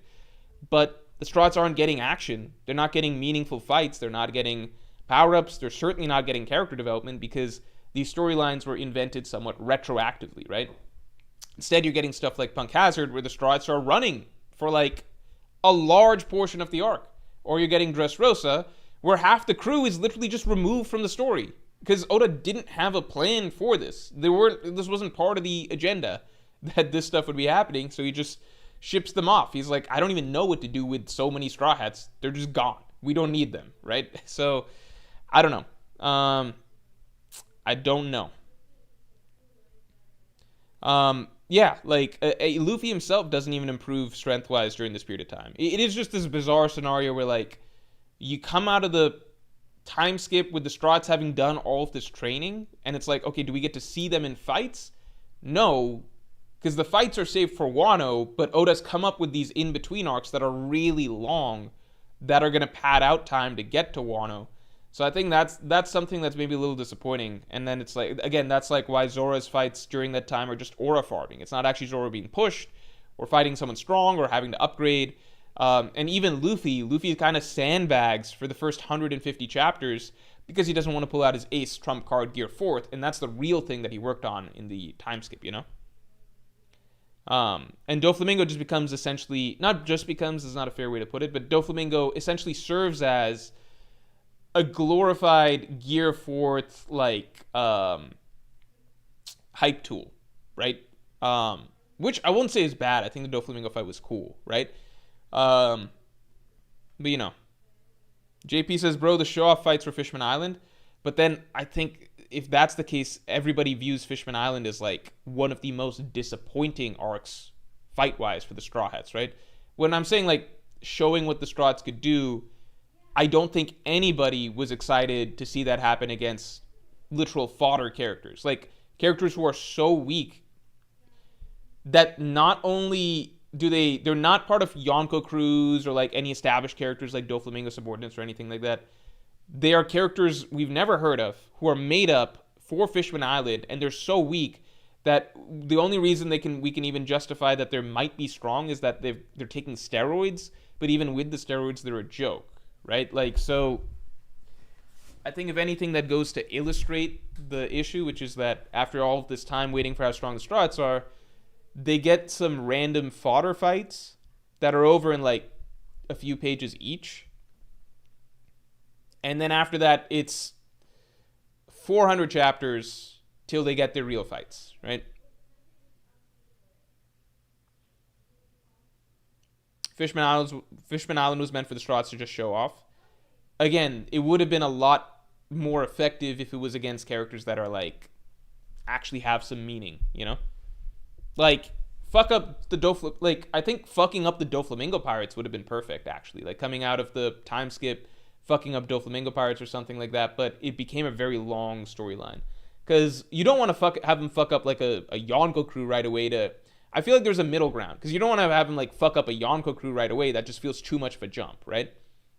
But then you can't go all the way the other direction, which is like, Oda's like, who do I have the Straw Hats show off against? Okay, I'll just make up some, like, random characters, have him eat steroids, and then the Straw Hats will just stomp him. But it's like, what does this even mean? Like, how strong are these fishmen?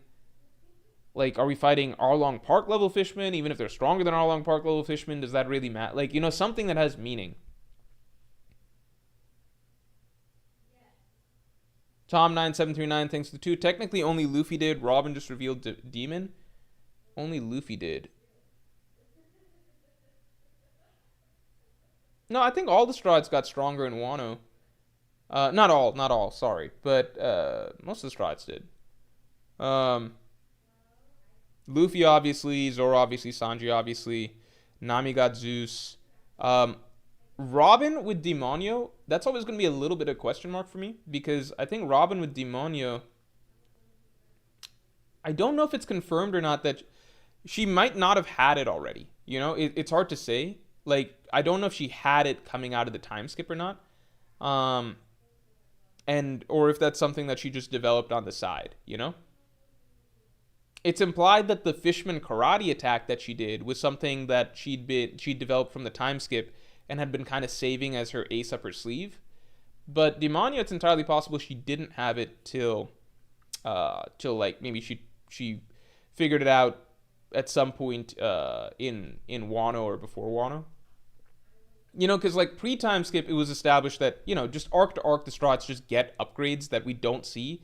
They just do them off screen, and then like oh, next arc, it turns out that, Nami's climate attack is better. Or, oh, turns out that Sanji figured out this move called Diablo Jambé just off screen or something. So, Robin's Demonio Fleur, I don't know. Because, like, with the other stuff, like Frankie's Shogun, we've always known Frankie had the Shogun. It was just him using it in that fight, So, I don't know. I don't know with Demonio. If Robin always had Demonio Fleur, then what's interesting is that would actually mean that coming out of the time skip, as surprising as this sounds, it would mean that coming out of the time skip, Sanji, Frankie, and Robin were all, and arguably Zoro. I don't know how people. It's hard to scale Zoro pre-Enma because he doesn't really get pushed a lot. But Sanji, Frankie, and Robin were all Toby Roppo level coming out of the time skip. I think that's interesting. People are going to get really upset at me saying Sanji was Toby Roppo level, but he literally was. Because he's weaker than, like, even Luffy in Gear 4th was barely Yonko Commander level. Like, barely Yonko Commander level. Like, just about, like, he could fight Doflamingo and Cracker and stuff like that, right? Sanji was not Commander level. Zoro, it's too hard to scale him pre-Enma, because, like, some people argue that Zoro was already Commander level coming out of the time skip. I don't know. You could say Zoro was also Toby Roppo level or something like that. It's hard to say. At least by the time Zoro is Enma, he's obviously Commander level, But that is kind of crazy that, like, Frankie and Robin were actually a lot closer to the monster trio than people would expect.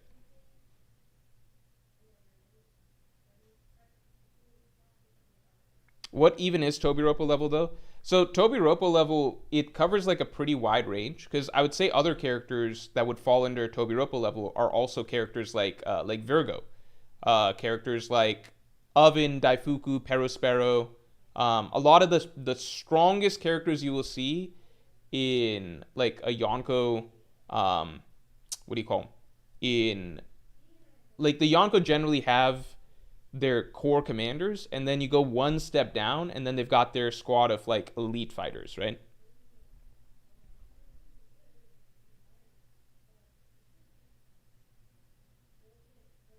Morge constantly having epiphanies that most of post-time skip is glorified filler that only serves to arbitrarily pad the stories so the Strahds can just fuck around and not grow is always funny to see. Man, yeah. Sanji got diffed by Virgo. He is nowhere near Yonko Commander. I don't think Zoro was Yonko Commander, though. Yeah, I don't know. Remove Virgo off that list. He's below Toby Roppo level. Dofi was not Toby Roppo. Doflamingo was definitely at least Yonko Commander level.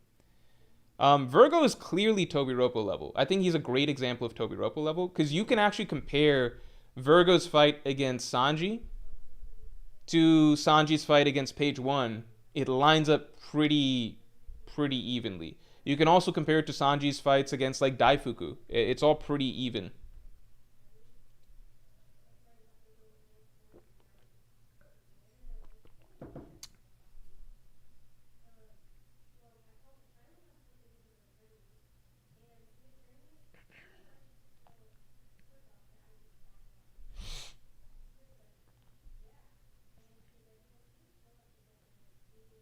All right, continuing on. Tom9739, thanks for 2. Yeah, it was weak, but Jack leaving Zoe set up for whole cake. Yeah, in a sense. Let's get Streamlux up to 100 real quick. Omarua3435, thanks for the 5. If by miracle One Piece live action gets that far, do you think Dressrosa, Whole Cake, and Wano gets condensed to one season, since it's a saga technically? I personally think for live action purposes, they should. That's why I'm really shocked by what they're doing with Season 2. Because Season 2, they're just doing everything. I really thought that the live action would just aim to get to One Piece's most popular storylines. But I hope they take that approach going forward. Because I personally think that shortening the Skypiea arc to just the bare essentials would be good. I think go to Skypiea for sure, but shorten it to the essentials. Because the actual plot, like, people love Skypiea because they love the setting, and the lore reveals that later become important. But the actual plot of Skypiea is not very compelling. And it feels like a big detour from the main story and a very long detour from the main story. It does not progress the overall plot of One Piece very much. You know, Thriller Bark similarly, like it's a fun storyline, but I think the only like really notable event that feels important for character writing and stuff is like nothing happened, you know? Um, yeah, I think the story would be better served if like you make Skypiea a short trip.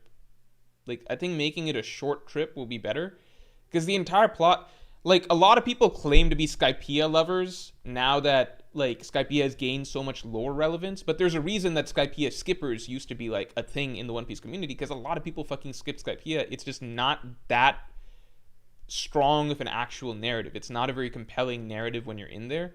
Um, like again, like the last my girlfriend was watching One Piece, she was in the middle of Skypiea. She has not watched in like a little bit because she's just taking a break. I imagine that break will go for a while because like I don't even feel like sitting down and watching Skypiea with her because like when she was watching Alabasta, I didn't watch the whole thing with her, but there would be episodes that I knew were coming up where I'm like, oh, I really want to watch her see like the Mr. Prince stuff. I really want to watch her see like Luffy versus Crocodile in the desert. I really want to sit and watch the Baroque Works fights and stuff like that with her. I really want to watch the like I want to see her meet Ace and stuff like that. There's a lot of moments throughout Alabasta that are strong, memorable moments that I wanted to see. In Skypiea, I'm literally just like I'm waiting for the Luffy versus Enel because like that's always a cool reaction. Beyond that, it's like I'm just like yeah, I'm good. I don't really want to watch the Satori stuff. I don't want to watch like there's not that much in there that's compelling. I cannot think of highlight moments that I'm interested in actually like making sure I'm there for. You know, like oh my god, did you like? I don't care seeing like her watch like Zoro versus Ohm or something like that. You know, I think keeping Skypiea tight will be better for live action viewers, and then getting to the really good storyline. Like keep it tight, keep it to the lower important stuff, and then get the series to Water 7 and Enies Lobby. I think that would be the better thing. Like if season 3 they could knock out Skypiea and Water 7 and leave a cliffhanger so that now the next not season 3. Season 3 will obviously be a lot of Alabasta. But I guess just, yeah, don't make Skypiea take a full season. That's all I'm saying. Don't make Skypiea take a full season. Don't make Thriller Bark take a full season. Get to the highlights, right? So with that being thought, do I think Dressrosa, Whole Cake, and Wano gets condensed to one season? I don't think so. I do think that Dressrosa and Punk Hazard can be combined, for sure. I think that could be one season. Momans 101, thanks for the 5. Luffy is sun, Emu is earth, Loki is forest, reflecting nature's destructive force in Norse mythology. And Dragon, the rain god from Skypiea. Do you agree? I think that'd be cool. I thought that Emu's the sea devil, but Emu being the just the earth god or something could also follow. I do think there's a solid possibility that Loki is the forest god. Tom9739, thanks for the 5. I forgot about Zoro and Sanji. This was underwhelming to me, and Nami got Zeus before Wano. And what do you mean by Frankie? Nami got Zeus before Wano. Oh, yeah, but then it went back to Big Mom, and then she got it back again in Wano, so I kind of associate Wano with it being the arc that she gets it permanently. So, I could see that argument. What do I mean by Frankie? I don't think Frankie got an upgrade. That's also true. So, I guess if you're really being tight with it, right, then it's just Luffy, Zoro, Sanji, and Robin. Again, with Robin with Demonio, we don't even know if Robin had that before or not, right? Nami got a permanent edition. That's about it in terms of power-ups, right?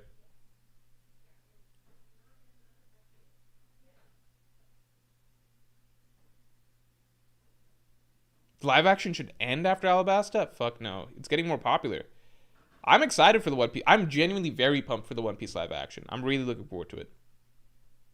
Also, Chopper blowing the whistle. No, there's like little comedy moments that are funny. She watches in dub, so I want to hear her like react to Luffy's song, but I don't know what it's like in dub. You know the Skypiea song? It's gonna take them like 20 years to get to Wano. No, here's a route. Here's a route that I think that they could do. Let me give you guys a little route. All right. So a route that I think that they could do is here we go. So season 1 was East Blue. Season 2 lead up to Alabasta. I think season 3 Alabasta plus I think they could do Alabasta. So they're all at like 8 episodes. I think this season is 7 episodes, right? But I think you could do Alabasta in 4 episodes. I think you could do Alabasta plus Jaya/Skypiea here. No, but if they really want to do Alabasta right,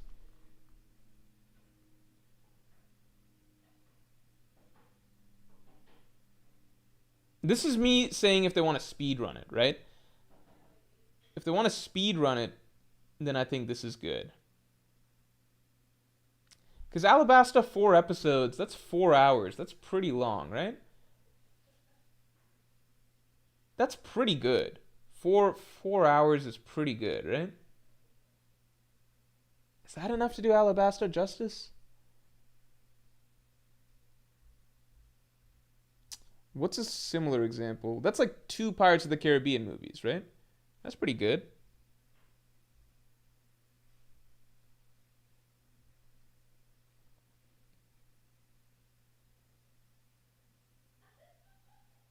Clearly they don't want to speedrun it, lol.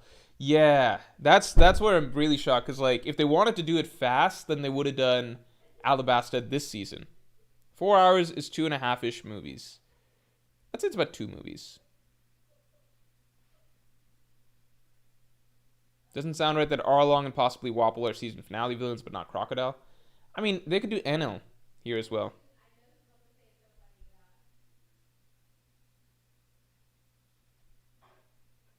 They have Skypiea and dub in One Piece? Oh, I might have her watch that. That could be better.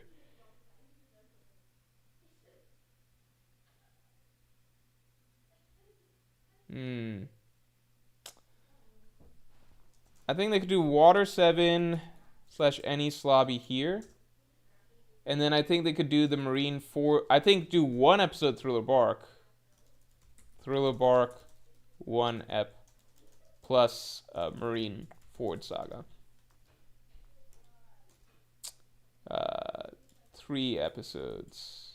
I think they could do Alabasta 3 episodes, Skypiea 4 episodes.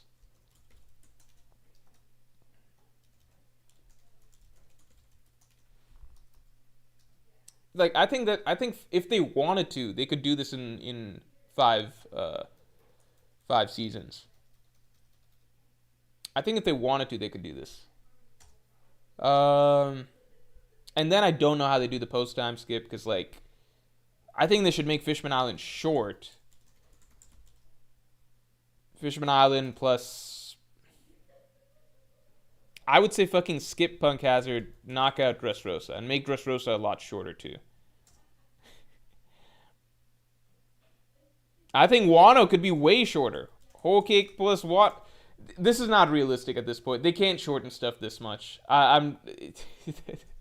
It's just yeah. They can't shorten stuff that much.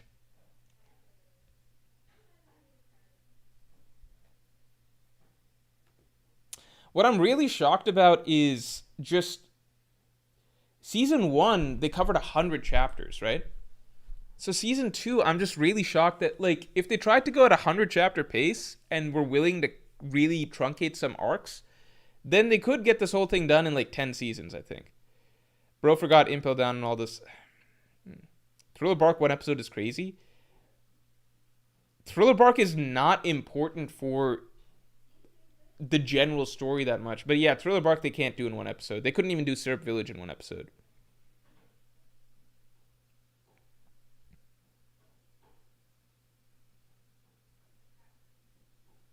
Chapters were shorter at the beginning, dude. Yeah.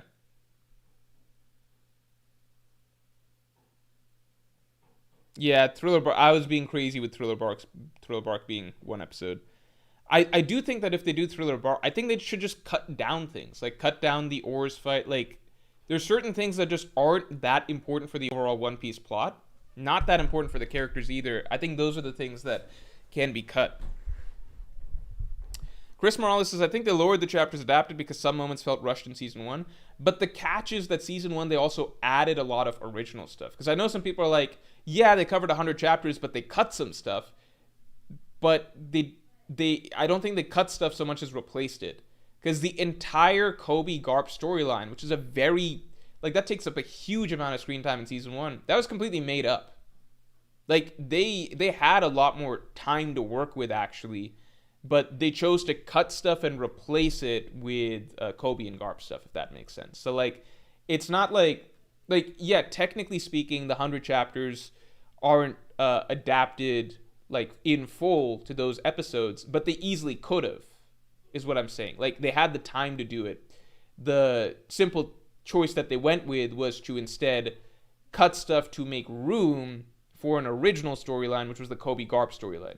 The Kobe Garp storyline is, like, I don't know, 25% of the runtime of that, you know?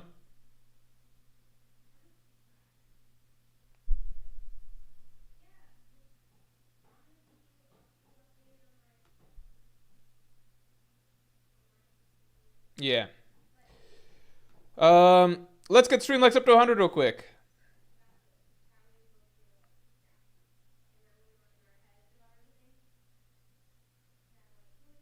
Julian Reed 6030, thanks for the 10. My girlfriend is watching One Piece and on Fishman Island right now.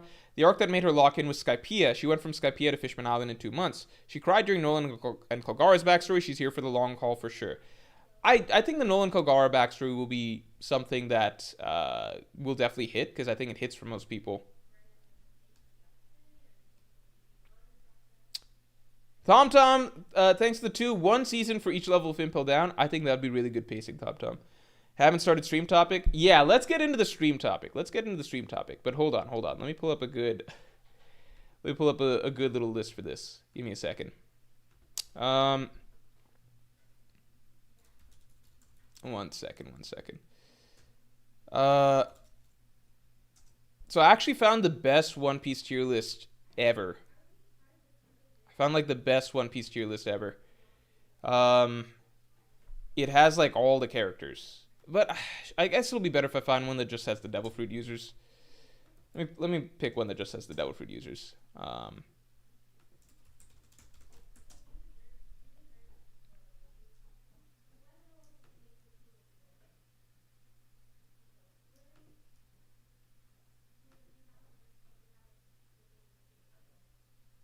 Oh my God, there's so many. Oh my God, we're really gonna fly through this. We're gonna be flying. We're flying through this. All right. I fucked up, guys. I may have fucked up. I may have made a mistake. I may have made a mistake. May have made a big mistake. You know what? I could do this. Hold on.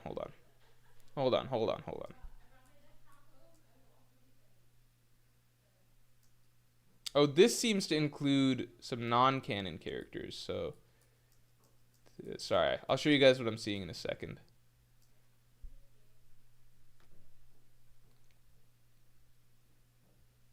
No, I'm gonna use the list that I found before. Here we go. And we're just gonna, yeah, we're just gonna,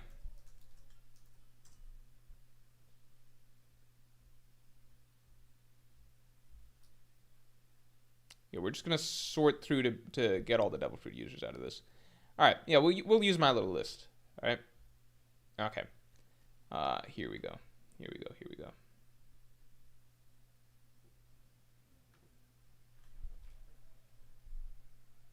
Okay.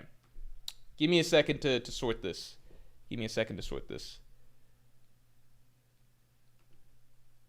Actually, I'll just show it to you guys. I think this is the best One Piece tier list maker thing that I've ever found. So let me just share it with you guys. This has, I think, genuinely like close to all the characters.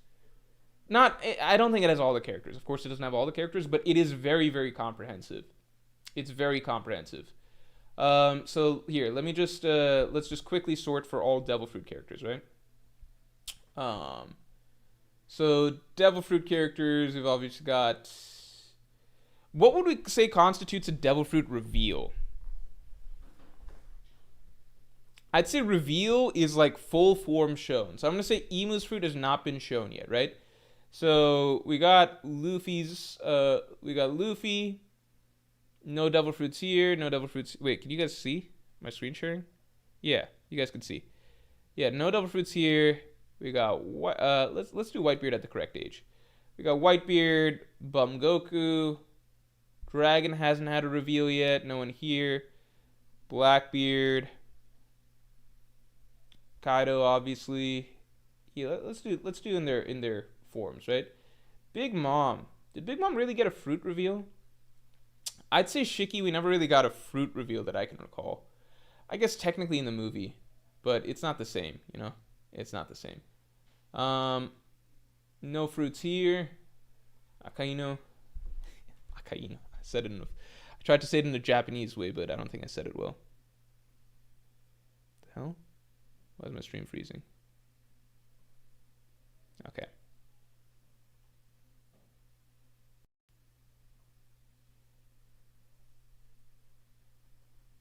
One second. Let me refresh this. My stream is going kind of slow. These are devil fruit reveals. Devil fruit reveals. So not how good the fruit is, just how much you liked it when it was revealed.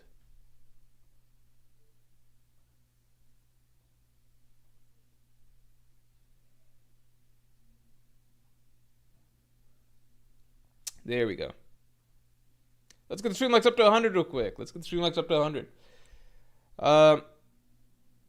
Meeks is my personal favorites are Kaido or the OG Admirals or Ace. Yeah, the OG Admirals had great fruit reveals. I think Aokiji was my favorite. I think Akainu's low-key, even though he's the strongest of them, I think he didn't have the best fruit reveal. I think he had the weakest fruit reveal in terms of, like, impact out of the three Admirals. I think just because... I think it was sandwiched amidst other stuff. He destroyed the iceberg, right? But I think there was like so many things that happened in the chapter that his fruit was revealed that it didn't have as much of an impact. And I think Magma is not an inherently cool ability. I think Oda finds Magma to be very cool because like he started with the whole like, oh, Magma is stronger than fire and stuff angle, and then he kept going with it where he was like, oh, and Kaido, his ultimate move, it's not fire, it's turning into a magma form. King, it's like very specific. King, like the Lunarians don't just use fire. Zoro makes it very clear. He's like, oh, he uses like a magma type of fire. Like, so Oda just has a thing for magma. Oda thinks magma is really cool, and it's Oda's world. So what Oda says goes. We got Aokiji. We got Aokiji's fruit. We got Kizaru. We got Fujitora. Oh, poor Greed Bull. I think he was quite given a great fruit reveal. I'm gonna swap this for Luffy's this Nika form.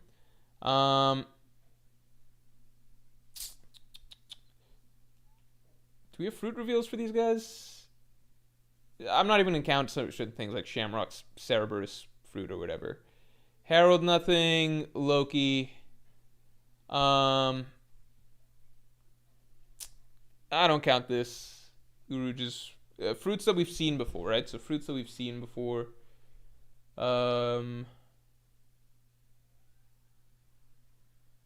Strusen. Oh, the Gorose's fruit reveals. The Gorose's fruit reveals are they're all together, right? So I'm just gonna do one for them. This will count as right? Because it's all the same fruit reveal, right? So what are we really comparing? I guess I'll put them all, just to put them all. I guess the design as well. Yeah, I guess we're taking into account the design, right? Zoro, Sanji, all good. Okay, I'm gonna try moving the characters around a little bit so that it's a little bit more randomized, you know?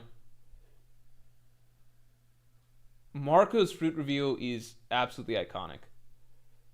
Shiryu, technically that's a different fruit, right? That's, I mean, we've seen the fruit before, right? So it would be Absalom, technically.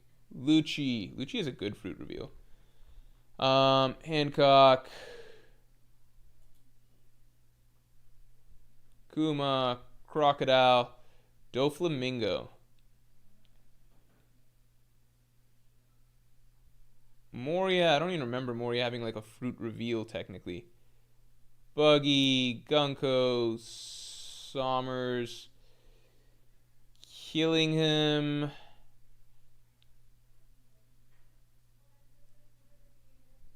Marigold Sandersonia. Rouge. Hawkins. Strake. Get these guys in. Sorry, give me actually let me just go fast. Let me go fast. Nope, you don't have one, my bad. Uno.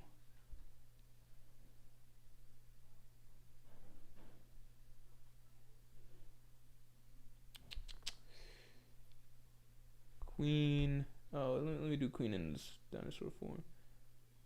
Jack.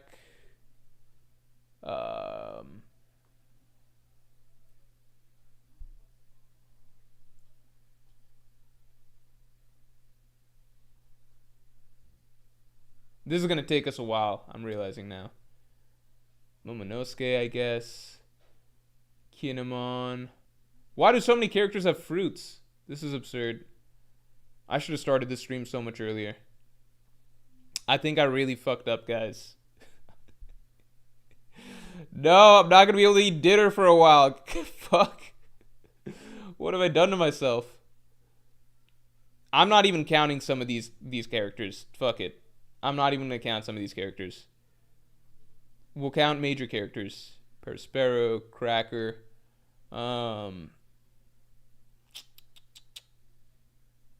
Oven, Daifuku, Opera, Brulee, Monteor, surprisingly very cool fruit in my opinion. Sure. Tamago, surprisingly cool fruit. Thank God Shanks' crew is a bunch of hockey merchants. Laffy, Devon. Yeah. Alright, let's go. We're on a roll. No fruits. Good on you guys. I don't remember. Does Doll have a fruit? Fuck you guys. Onigumu does have a fruit. I feel like some of these guys have fruits I'm not remembering. Smoker. These random characters. Hina. Why does everyone at One Piece have a fucking fruit? Alright. We're good here. Good here.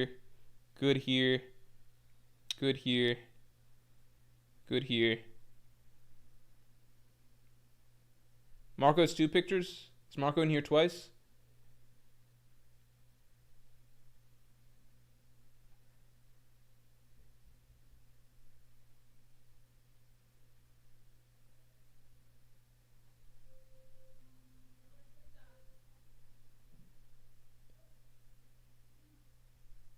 Caesar. Diamante's fruit is downright it is genuinely very disappointing. He was hyped as the champion of the Colosseum, and his fruit is literally like, it's something I would expect, like, I don't know, like a Baroque Works like number 6 agent to have or something like that.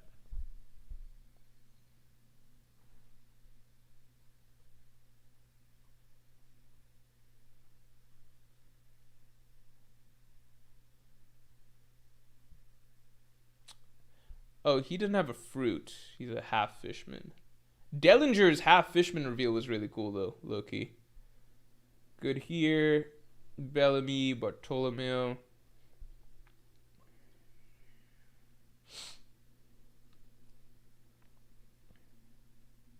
Alright. Happy you guys don't have fruits. Oh, the jacket fruit reveal. What a classic. Great fruit reveal. Despite what anybody else says. Okay, we're almost through, I think. These guys don't have fruits.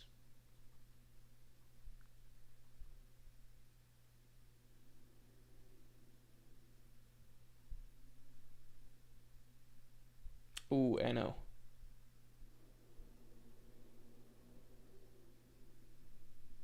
No fruits. No fruits. Pel. Chaka.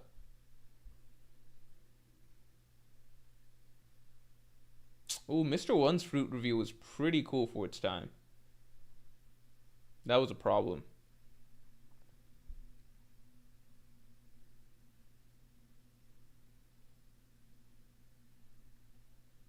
Yeah, see, this is why I like this tier list when I found it, because whoever made it keeps it really up to date.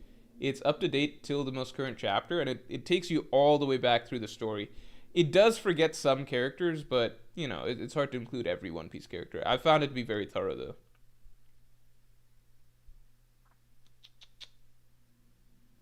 Okay. And I think we are...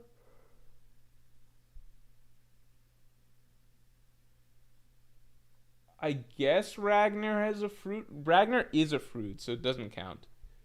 Right? Ragnar doesn't count. Loki Diamante is a Garling parallel, both champion. That's interesting. Yeah, I don't know. Maybe. Yeah, I guess so.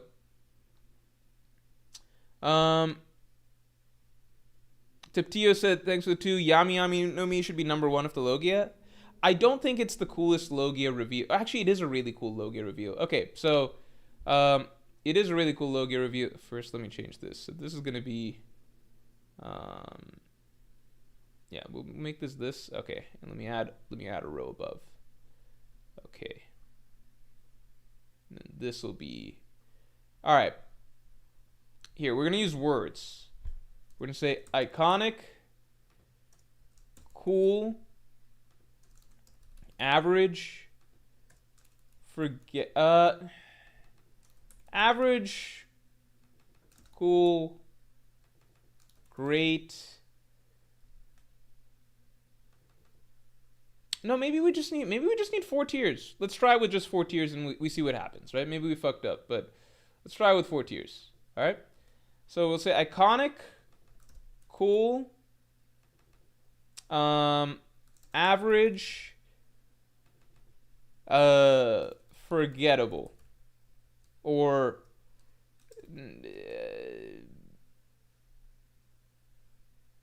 what's a word? I mean, bad's not a word. Like, is seeing Charlotte Gayete's reveal like on the side? Is it like, I don't know. Maybe we need another tier. Yeah, just forget. How about forgettable? All right. So I think we need another tier. I think I fucked up. I think we do need the other tier. All right. So we'll make this tier here. I think this will be forgettable.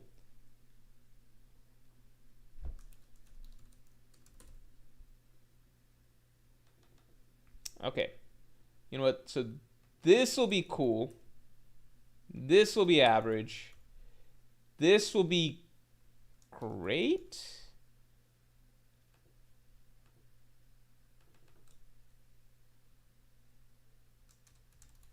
I'll say memorable. Iconic, memorable, cool, average, forgettable. Okay. So getting into it.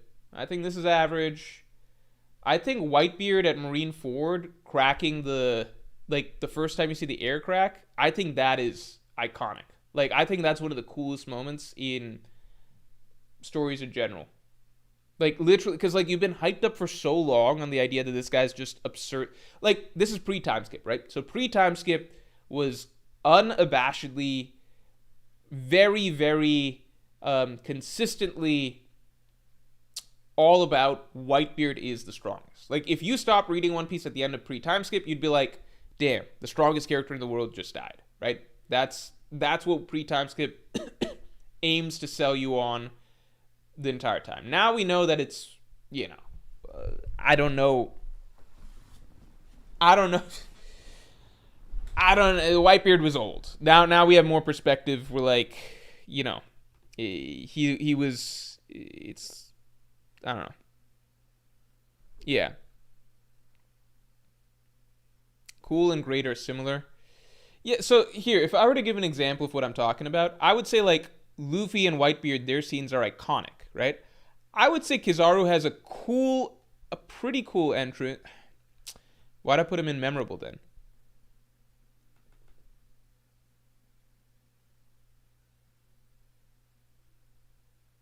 Yeah, maybe we don't need the other tier. Maybe we just need cool. Because like, I think Akainu's would fall here.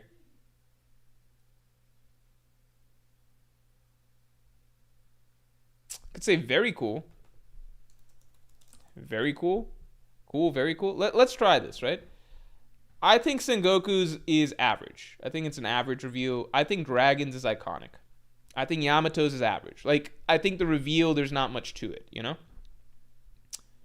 Um, I'd say Warcury.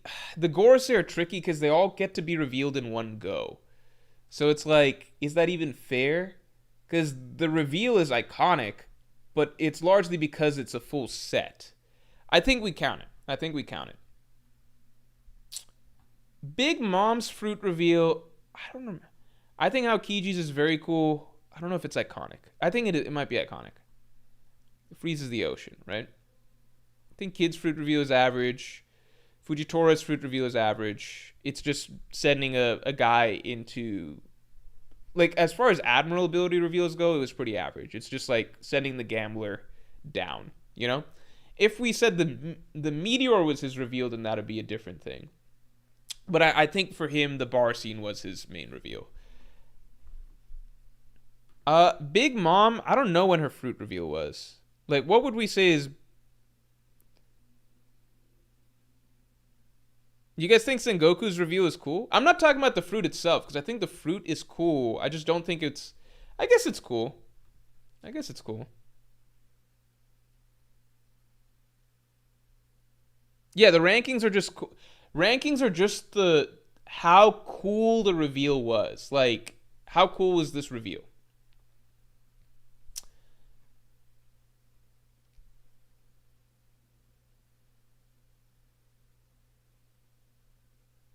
Alice in Wonderland song? I think that was cool. I like that scene a lot, but I guess it just wasn't clear that that was her ability. Yeah, I think that was very cool. I'd say very cool. I'd say very cool. I think I'd put Aokiji's into very cool as well. I kind of don't want to rank the Gorosei because it doesn't feel fair because they all got to be revealed in one go.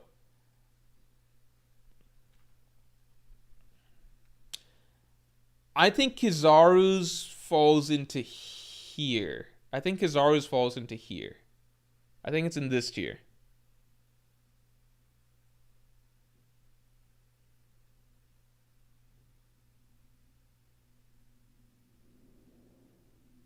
When she stole the soul of her son. I feel like the Alice in Wonderland scene was maybe more so the fruit reveal. It was unclear what she did though. Because if it's the stealing the soul, then it was kind of lame. Justin, thanks for the 2. Chapter review skipped. So, we don't... I might drop it still. But, again, we're still working out some growing pains with editor situations. This was... the editor who we have who does the chapter reviews, he did a very good job. But there was an issue on the day of upload was supposed to be Friday. Supposed to come out before stream, actually. He had some issues on his end with the upload. Okay, so he had some issues on his end with the upload that he couldn't upload throughout the day. By the time the video was up, it was late Friday night. And so then we kind of had to make a call because the next morning... Oh, yeah, let's talk about this real quick. Let's take a quick pause and talk about this real quick. The next morning, Saturday morning, we got the Loki video out, the video of Loki in the mural. If you haven't seen that already, go check it out because I think it's a really, really strong breakdown of just... Like, if you guys remember my mural video, which was a very, very comprehensive video, which came out about this time last year, that video, it covered everything. It explains all aspects of the mural except for 2. I couldn't understand the dragon and the serpent. I thought it was a bird back then, not even a dragon. But I couldn't understand those two things.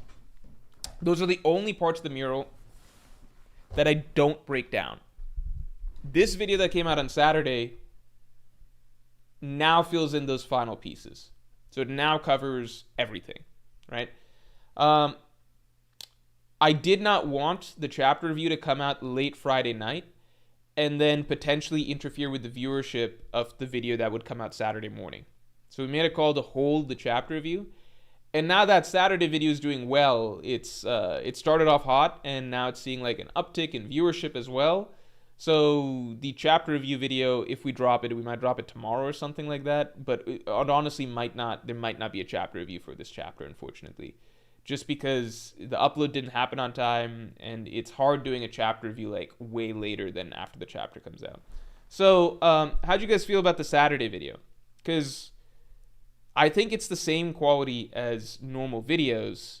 I don't want there to be a drop-off in quality. I think the Saturday video was a really, really good video. I want to kind of get you guys' gauge on it. All the feedback that I see from the comments are that it's like a great video, and a lot of people feel that the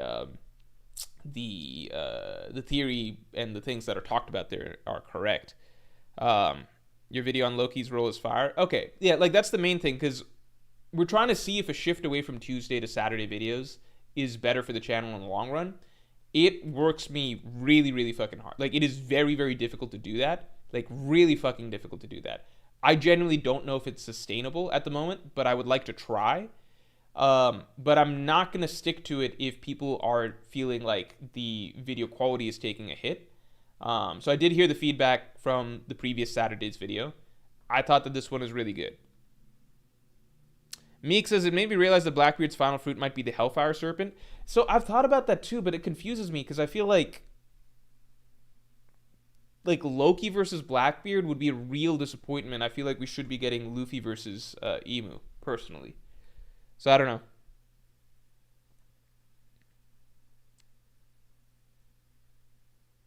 Why don't you just release it with the official?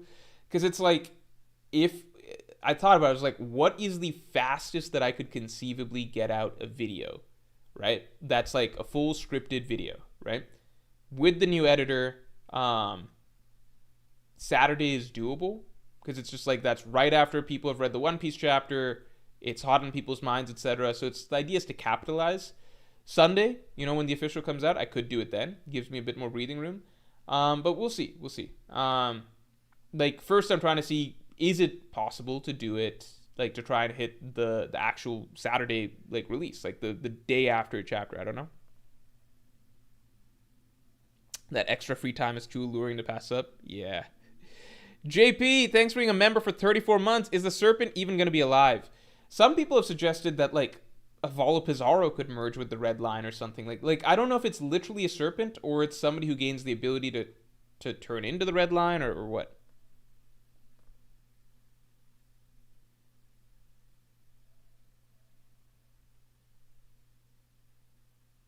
Can you school the idiots that think Loki is still Yonko 1 level and below Big Mom? I don't think there's anybody who thinks that. I think more people than not. I legitimately haven't. All the discussion I've seen has been people basically saying that Loki pretty much gaps even the old generation, and that Loki's broken power scaling or Loki power crept everybody, etc. I don't think I see anybody saying otherwise. I don't think I even see people honestly trying to still argue Kaido over Loki at this point, Kuma's fruit reveal was very cool. I think I think people were really shocked by what Kuma could do in that chapter against the Straw Hats. Green Bull, I think, was forgettable, right? Or maybe it's an average fruit reveal, because really it's with the King and Queen scene. So an average fruit reveal. Killingham's ability is very, when we first see all those crazy monsters, it's very cool. I'm gonna split up the Gorse. I'm gonna put them into very cool. What do we say about Loki's? We can get back to Loki's. I think Buggy's reveal is average. I think Marco's reveal, I low-key want to put Marco's reveal in iconic. I remember people lost their shit when the Phoenix fruit was revealed. I skipped your super. Give me 1 second. Sorry. Um, Marco Phoenix fruit reveal. I think the simple fact that it was like everything about it, right? Blocking Kizaru's attack, which was crazy hype because up till that point Kizaru was just OP and was like, oh my god, the lasers. The blue flame. So initially, I remember that when the chapter came out, comments were like, oh my god, blue flames. Is that even better than Ace's ability? And the next chapter, the reveal of mythical Zoans. Like, mythical Zoans really broke the door open in terms of One Piece abilities. Yeah, I don't know if I'm just overhyping it, but I remember it as an iconic fruit reveal. Moria, I don't really remember the fruit reveal. I think it's average. I think average. Somers is average. Crocodile was against Luffy in the desert. I think that was very cool. Gunko's was against Loki. I think it was average. I think Gunko's actually her fruit reveal was bad relative to what the fruit can actually do. Boa Hancock. Oh, her fruit reveal scene was cool. Lucci, I think his fruit reveal was very cool. Doflamingo puppeteering those characters, that's a very cool scene. Streusen, average. I mean, it was a cool scene, I guess, but the fruit itself is kind of boring, so it makes it average. Very cool. Khalifa was average.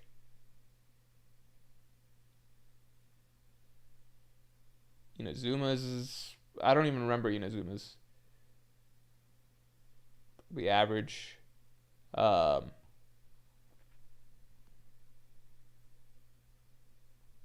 Average.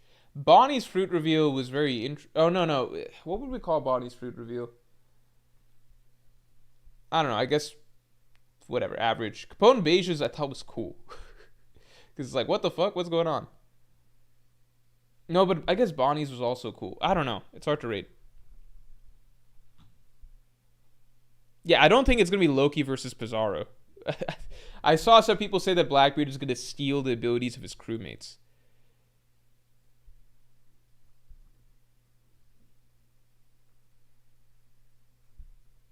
No way Dofi above Akainu. Yeah, maybe I'm not rating this right. Um, maybe I'm not rating this right.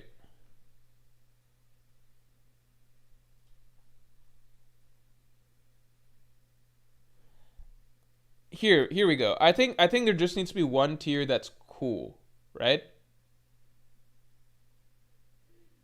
No, because I feel like Sengoku's fruit reveal does not belong in the same tier as some of these characters. I feel like I don't know.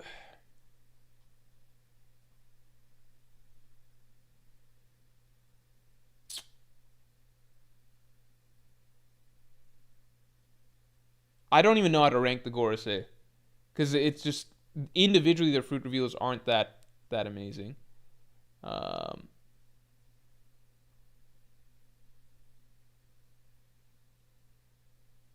yeah, I think Doflamingo's fruit reveal fine. We can put it in cool. We can put it in cool.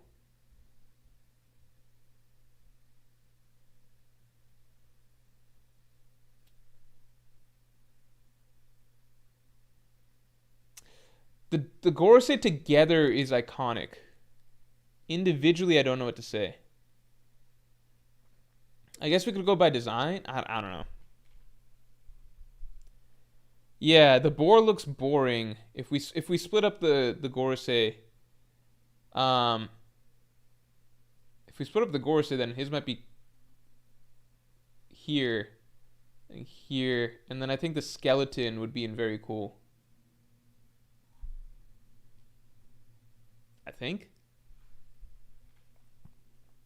Sengoku is just cool. Yeah, Sengoku fruit reveal was late. Yeah, that's what I'm saying. I don't think Sengoku's fruit reveal was that cool. Let me do a poll for Sengoku. Cool, average.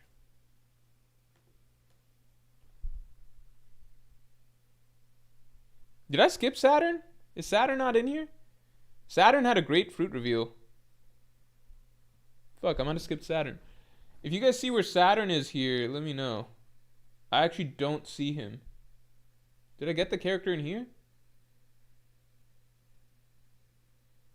Okay, we'll remind me if we don't get to Saturn. Uruge, average. Oh, X Drake's was cool. X Drake's was cool because it was the first time that we had an ancient Zoan. It was a cool fruit reveal for sure. Ancient Zoan.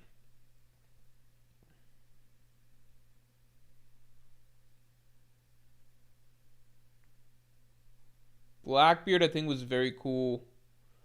Hawkins, I think his fruit reveal was cool. Law's fruit reveal was definitely cool. Jabura, whatever. Ivankov's fruit reveal was actually cool.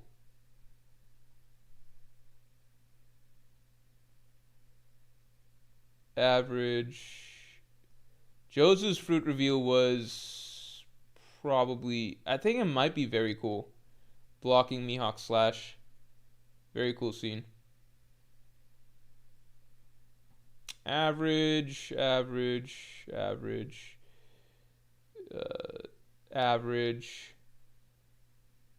I mean, this is forgettable maybe. I do remember it, but it's forgettable in the manner in which it's introduced. Like, I think for the average One Piece reader, it would be forgettable. Kaku's fruit reveal isn't cool, but it is memorable, so it goes there. Average. Ooh, Cracker has a very cool fruit reveal, in my opinion. Like, the revelation that Luffy's got to fight a shit ton of these biscuits. I think it's at least cool. Tiptia, thanks to 2. Yami started Blackbeard, final villain hype. It's iconic.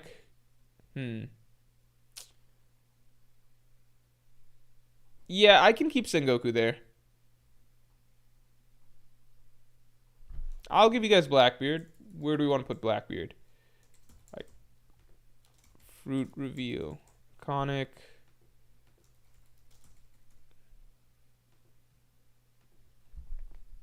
Law reveal is very cool. Yeah, I'll give you guys. I don't know if it's very cool. Because these other characters, it's kind of like a full scene dedicated to them. Laws is like mixed in with Luffy and Kid doing stuff. We don't have a clear idea of what he's doing. I think it's cool. Yeah, get your votes in, get your votes in.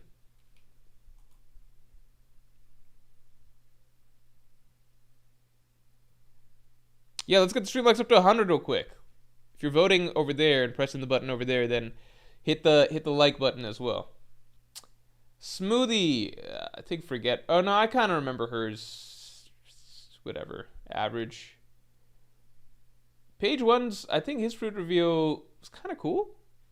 Not crazy, like him just showing up as a Spinosaurus. That was before everybody was revealed to have a dinosaur zone. So then I think the others are like kind of average. Doc Q, average. Brule, average. Bizarro, average. Average. Like, most of these are just straightforward Devil Fruit reveals, right? Jack had a very cool reveal. Very cool reveal, actually. The mammoth form is pretty... Like, Jack was iconic. Like, I wouldn't say his fruit reveal was iconic, but he as a character was iconic early on. And his stocks were really high when he just showed up as this beast, like, mammoth figure. And then he just was lame later, you know? Unforgettable. I literally don't know when the fuck Kinemon's fruit was revealed.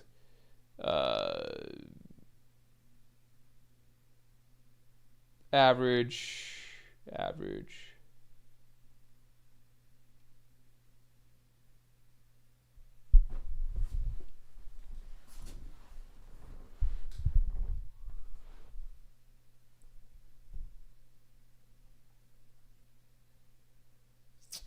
She technically had an interesting fruit reveal, but I don't think anybody thought it was that cool.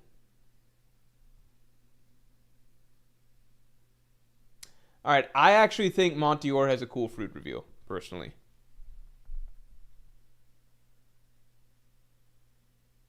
Yeah, we could put Blackbeard in iconic. I'm down. I'm down.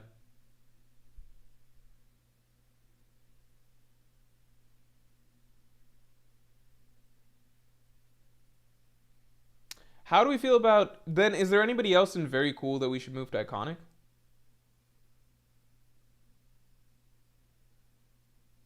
I would low key put Croc. I think Aokiji's got a shot. The freezing the ocean's really cool.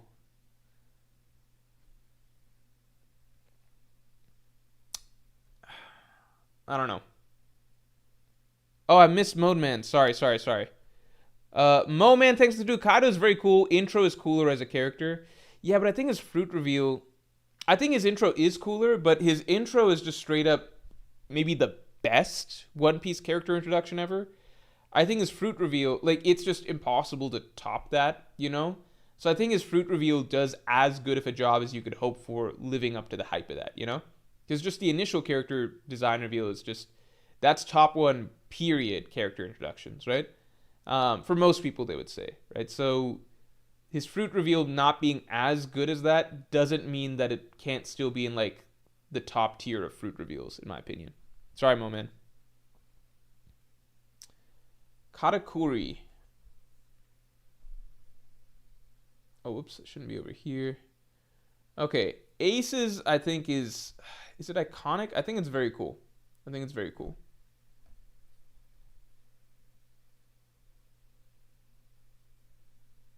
I think Tamago's fruit reveal is cool. Like, just realizing that this dude turns into an egg and a chicken and shit. Average. Okay, average seems not good. So let's say standard, right?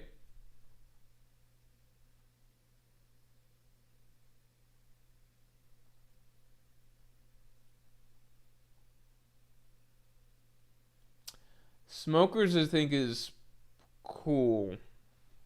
Cool, very cool. Cool. I think it's cool.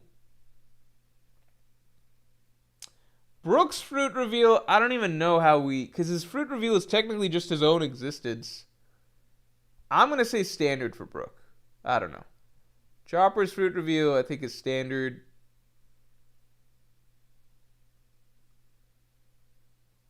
Standard. Robin has a cool fruit reveal. Is it very cool? I don't know. Let's ask about Robin.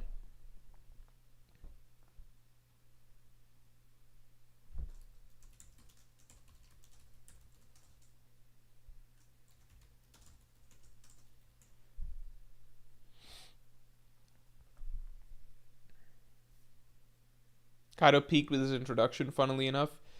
Kaido on his introduction was just like so, like, it just gets you so excited. Forget One Piece introductions. I actually think Kaido might have the best brand new character introduction of any series I can think of.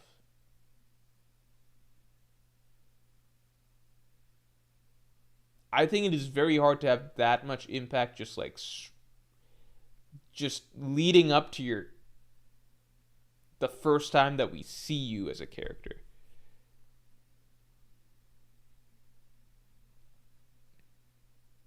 Okay, we're keeping Robin and cool. I think that's fair. I'll keep going down too far. Magellan.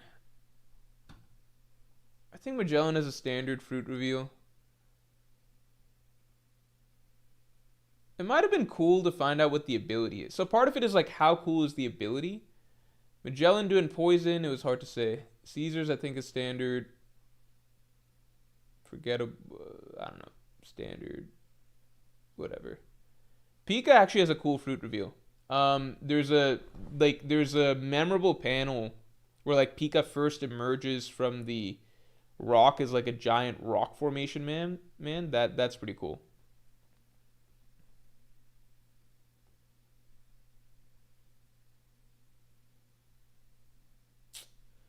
Monet, I don't remember. His is forgettable. So if Monet's is forgettable, no, I remember Monet. Monet was against Luffy. Maybe 5.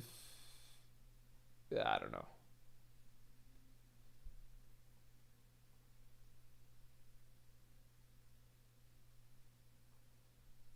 I don't remember some of these. I think Gladius was against the toy soldier. Sugar probably standard. Mach-V standard. And your pink standard. Nothing special about these. Bartolomeo has a cool fruit reveal.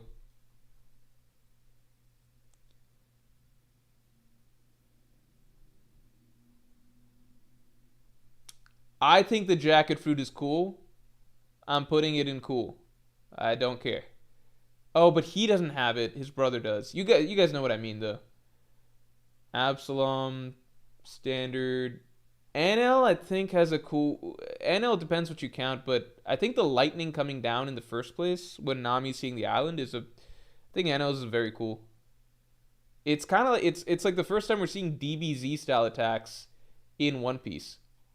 Pels is low-key a cool fruit reveal. Pels is low-key cool. Actually, here, let me put this here.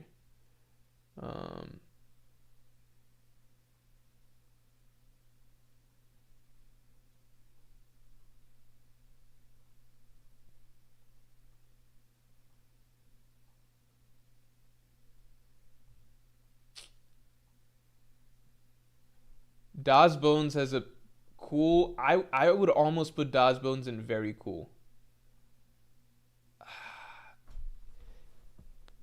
It's similar to like when Luffy realized he could not harm Crocodile and Alabasta.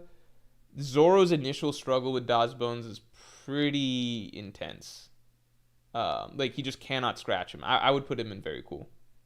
It just feels a little bit unstoppable. NL is iconic. Is NL iconic?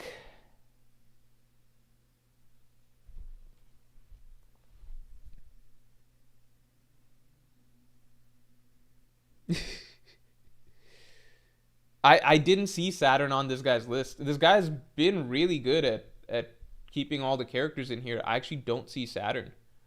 Do you guys see Saturn? I don't see Saturn in here. Saturn would be really high. I think Saturn would be very cool.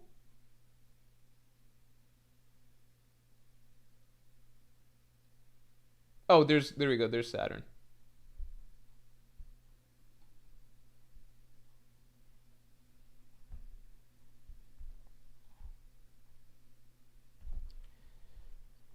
Is Das Bones too high?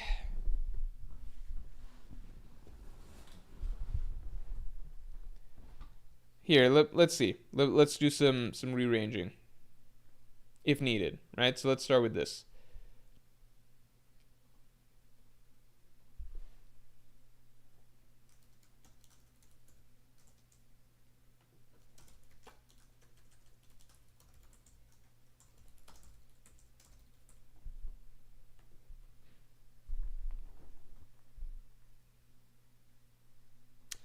Anel's fruit reveal is like you could argue his fruit reveal is against Kamakiri, right? And I think that wasn't like Anel's fruit is really insane for its time. Madara was crazy when he first got introduced. Ooh, Madara's is really good. The entire sequence between the meteor through through the battle against the Alliance is phenomenal.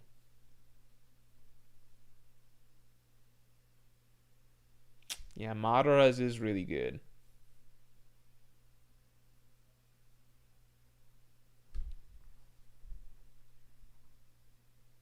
Okay, we can drop Das Bones.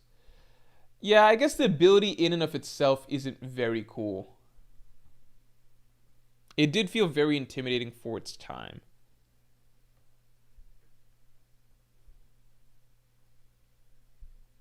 Yeah, let's do NL.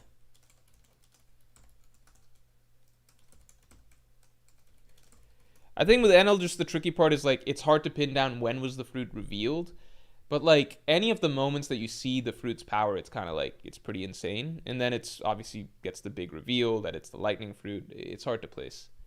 In the meantime, what else am I missing? I guess I'm just missing Loki.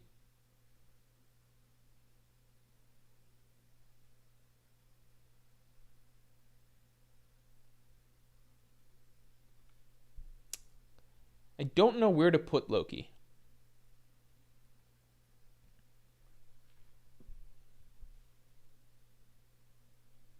Yeah, maybe Madara was the best. What do you call?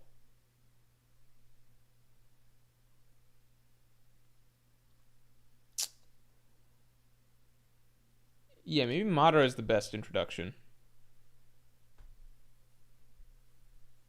Oh, people are split on the NL thing.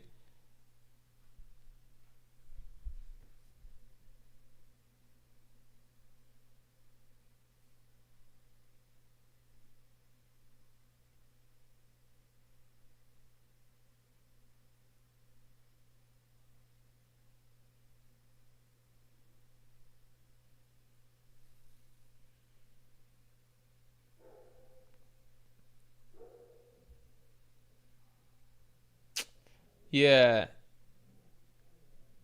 I would lean towards. I don't know.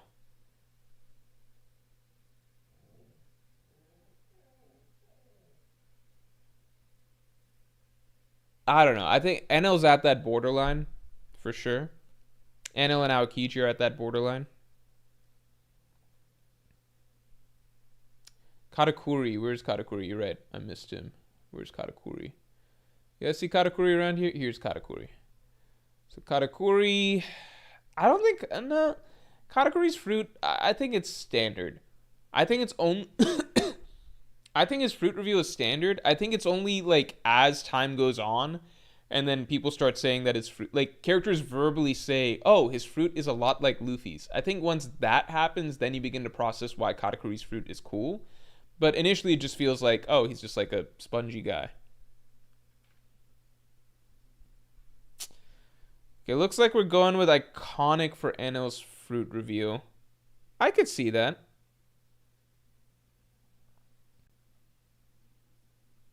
Perona. Perona and Stussy. Where's Perona at?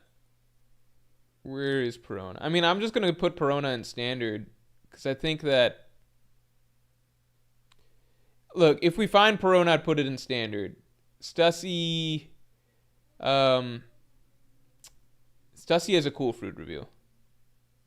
Stussy definitely has a cool fruit reveal.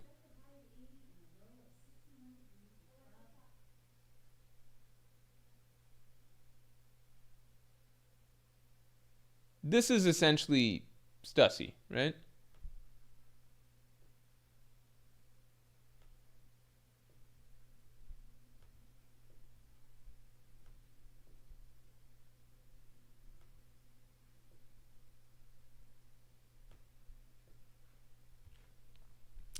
Timothy McQueen 3408, thanks for the 10.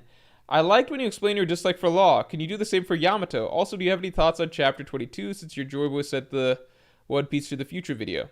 Yeah, I actually have like a whole video way back talking about that chapter. It might have been moved to the Morge Archives channel, but that's one of the earliest videos I did. And it talks about how, yeah, the Gaimon chapter likely foreshadows a lot about the end of One Piece. So yeah. Uh, can I do the same for Yamato? I talk shit about Yamato quite a bit, so I need certain things. I need triggers to set me off on these rants. I can't just do it on a whim, you know? Um, where are we putting Loki? Where are we putting Loki? Where are we putting Loki?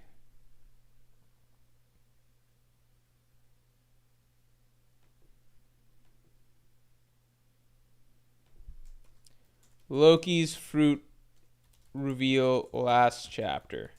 I think it's either going to be under iconic or very cool, right? Iconic or very cool. I think it's hard to gauge if it's iconic just yet, but I think we all knew that like Luffy's Gear 5th was iconic the moment it was revealed, so it's hard to say. Didn't that Tontada prince have a knitting fruit? Put it under forgettable then. Put it under forgettable. King AP says Yamato's a great character. Trigger from Morge. No, that's not. It's got to be more genuine. You know, I can't. It can't be manufactured like that. You know.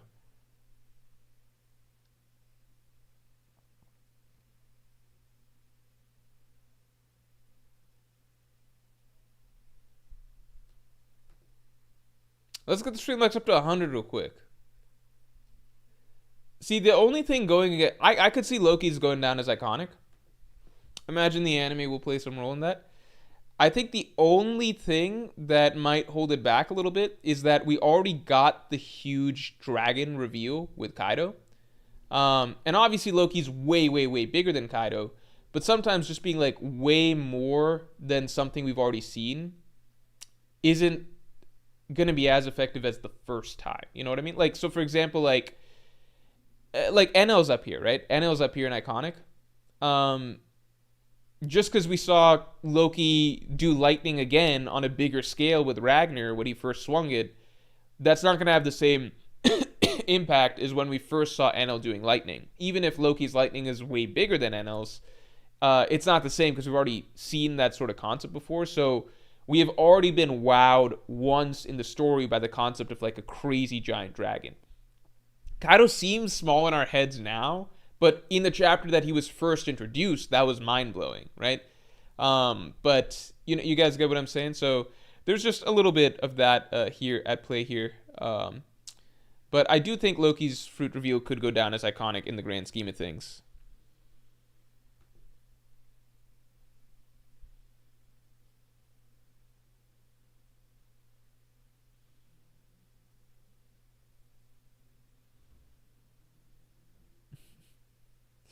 People trying to get me to go off on a rant about Yamato. But look, I'm trying to eat dinner. You cannot catch me at this moment in time. At this moment in time, I'm invincible due to my hunger. So,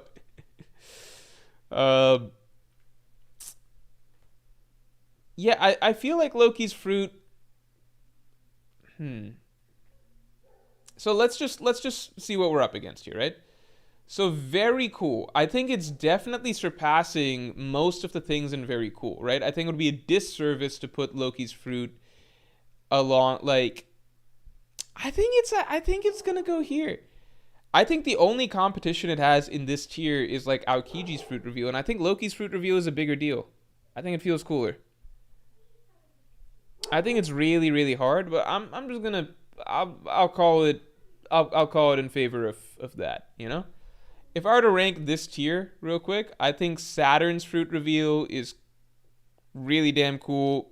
Saturn's fruit reveal, you guys got to remember, one of the reasons that Saturn's fruit reveal was so cool, I think people have almost forgotten what it was like when it happened, and I think it feels a little bit less impactful now because why? Because in retrospect, we found out that Saturn's a bum, right? But at that point in time, it really felt like the big boss of Egghead Island, of the arc, had just shown up. The design was amazing, right? We already knew that Imu and the Gorse, like we just gotten the hype of Imu and the Gorsei having been revealed to have like crazy zones. Like we saw the silhouettes in the Reverie. And so then like Saturn, just the prospect of him showing up at Egghead was exciting. And then the reveal was really, really cool because it made everybody on the island just like freak out and take notice. All the strong characters like Luffy, Zoro, Kizaru, etc. It just had such a crazy impact. The panel of Saturn like looming over all the Straw Hats. Sanji and Frankie and them can't even move. It was crazy. And keep in mind, the big thing here is that at that point in time, at that specific point in time, it seemed like Saturn was above like Kizaru. It seemed like Saturn was on a higher level than, like he was even stronger than Kizaru. Because right then, Luffy was he was in the process of defeating Kizaru, right? Keep in mind, a lot of the discussions about how Kizaru holding back, secretly trying to make Luffy win, etc., all of that stuff is much more, it came later, in later days, as people went back to dissect everything that happened, and especially with the confirmation that Kizaru gave Luffy food, yada yada, right? So, at that point in time, back then, what it seemed like is, okay, Luffy's handling Kizaru, but then Saturn arrives and the entire island freaks out about Saturn, and it feels like, and Saturn's literally Kizaru's boss, right? So it felt like Kizaru was the warm-up and that Saturn is the main boss of this storyline. So that especially had an effect. We did not realize that Luffy is about to basically just like slap Saturn around and Saturn would have to call in backup from 4 other Gorosei, right? So Saturn's one of those reveals where like the reveal really was, the peak of the character, right? And so Saturn's reveal is actually a really, really strong reveal. I think Kizaru's got a great opening sort of abilities reveal scene. I think Josu's towards the bottom end of like how cool these reveals are. These are some cool reveals though. I think Loki belongs here. I think Loki belongs here the more I'm looking at. This is not perfectly ordered. I was just kind of mentally ordering it. I think Loki belongs here. Yeah, I think he belongs here. When I think of iconic reveals, it's kind of like when I'm going back like several years from now to go watch people like react to One Piece moments, what are moments I'm definitely going to watch people react to, you know? And yeah, I think that all of these for sure are some favorite reactions. I think, and then here there's definitely some characters that I would want to react to the fruit reveals of. These characters, I don't know. Would I go back to watch specifically the reactions to them? I don't know. Maybe. I think Smokers could be in very cool because it's cool for its time. I think it's cool for its time, like the first Logia and stuff. This is tricky. This is very tricky.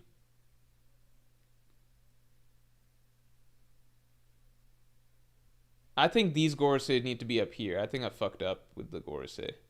I just don't. Yeah. I'm gonna put Montior down. He's got a cool fruit and a cool fruit reveal. I just don't know if it'd fall into a cool. Don't know if Montior belongs here. Yeah, these are moments that I would enjoy going back to see people's reactions to. Um, and these are just moments that like definitely I want to see people's reactions to, you know?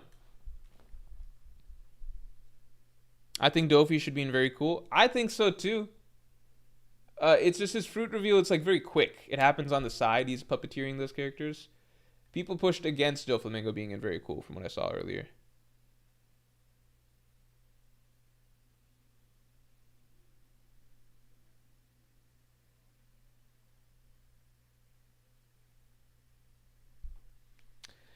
Untimed Fury says, I'm not an Admiral fan at all, but Kizaru feeding Luffy means he had an opportunity to kill him, and he didn't. Kizaru greater than Luffy. Again, I would just argue that Luffy could have killed Kizaru the first time he grabbed him.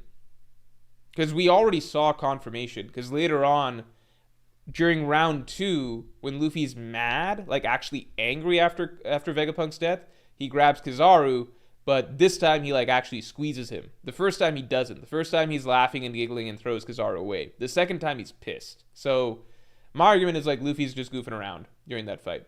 I think he could have ended it a lot sooner if he wanted to. And I think part of the evidence is that once Saturn shows up, that's when Luffy actually starts throwing like a Conqueror's Haki Punch.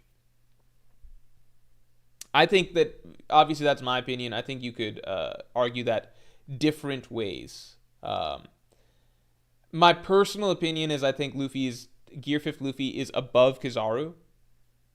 But if you want to argue due to time limit reasons, Kizaru would beat Luffy overall, I think that's a perfectly valid argument. That grab was a sneak, though. I've said this before. There's no such thing as sneak attacks if the character is literally fucking like, like 100 feet tall. Like, what do you, like, you're saying the fucking Colossal Titan snuck up on you? That doesn't make any fucking sense. You know?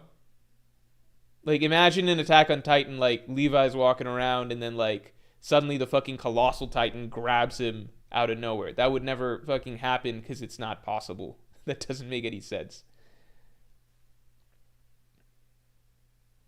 Like, oh no, Godzilla tiptoed over to me and grabbed me. What the fuck? That sneaky son of a bitch, King Kong. All right, everybody. For the sake of dinner, I'm gonna wrap stream up here. Do I think Luffy was using Advanced Conqueror's Haki during Egghead? I think the only moment that I'm absolutely certain he was using Advanced Conqueror's Haki, or at least very certain, is White Star Gun. I think it's unfortunate, but that's the only moment I'm like confident he was using it. I think also the pizza moment But beyond that, I can't say confidently he was using it. Because I've seen people argue that Luffy's always using Conqueror's Haki in Gear 5th. That's not true. That literally cannot be true. Because we saw him evenly clash with Lucci. Like, they did a punch where they clashed. Luffy is 100%, like, there's, like, Haki sparks coming out. It is very clearly not Conqueror's Haki. Right? I know people will say that Kaido said that Luffy's using Conqueror's Haki coding while he's fighting in Gear 5th. But that doesn't mean that Gear 5th automatically has Luffy using Conqueror's Haki coding. That's just Kaido establishing that Luffy is currently using Conqueror's Haki coding. That's all. Gurukami Nijima says the first grab, yes, he was clearly surprised Luffy was there. Yeah, but that doesn't matter. It's not a sneak attack because Luffy's too big. That, if anything, that means that Kizaru is just genuinely so dumb that Luffy as a giant can grab him whenever he wants. That's it. It cannot be a sneak attack. Luffy's too big. Sneak attacks are off the board in an argument when you're literally twice the size of King Kong. You cannot argue King Kong snuck up on me and grabbed me. It just doesn't make any fucking sense. Godzilla, the colossal titan, like at that point, that's just poor battle ability. That's just a weakness in your capability as a fighter. I don't know. Danny Rice, welcome to the Yonko. Thanks for joining. I really, really appreciate the support. I hope you enjoy the podcast that just came out Saturday, accompanying the latest video. And yeah, with that, I think I'm gonna wrap up stream. Thanks everybody for tuning in. And yeah, with that, I will talk to you all next week.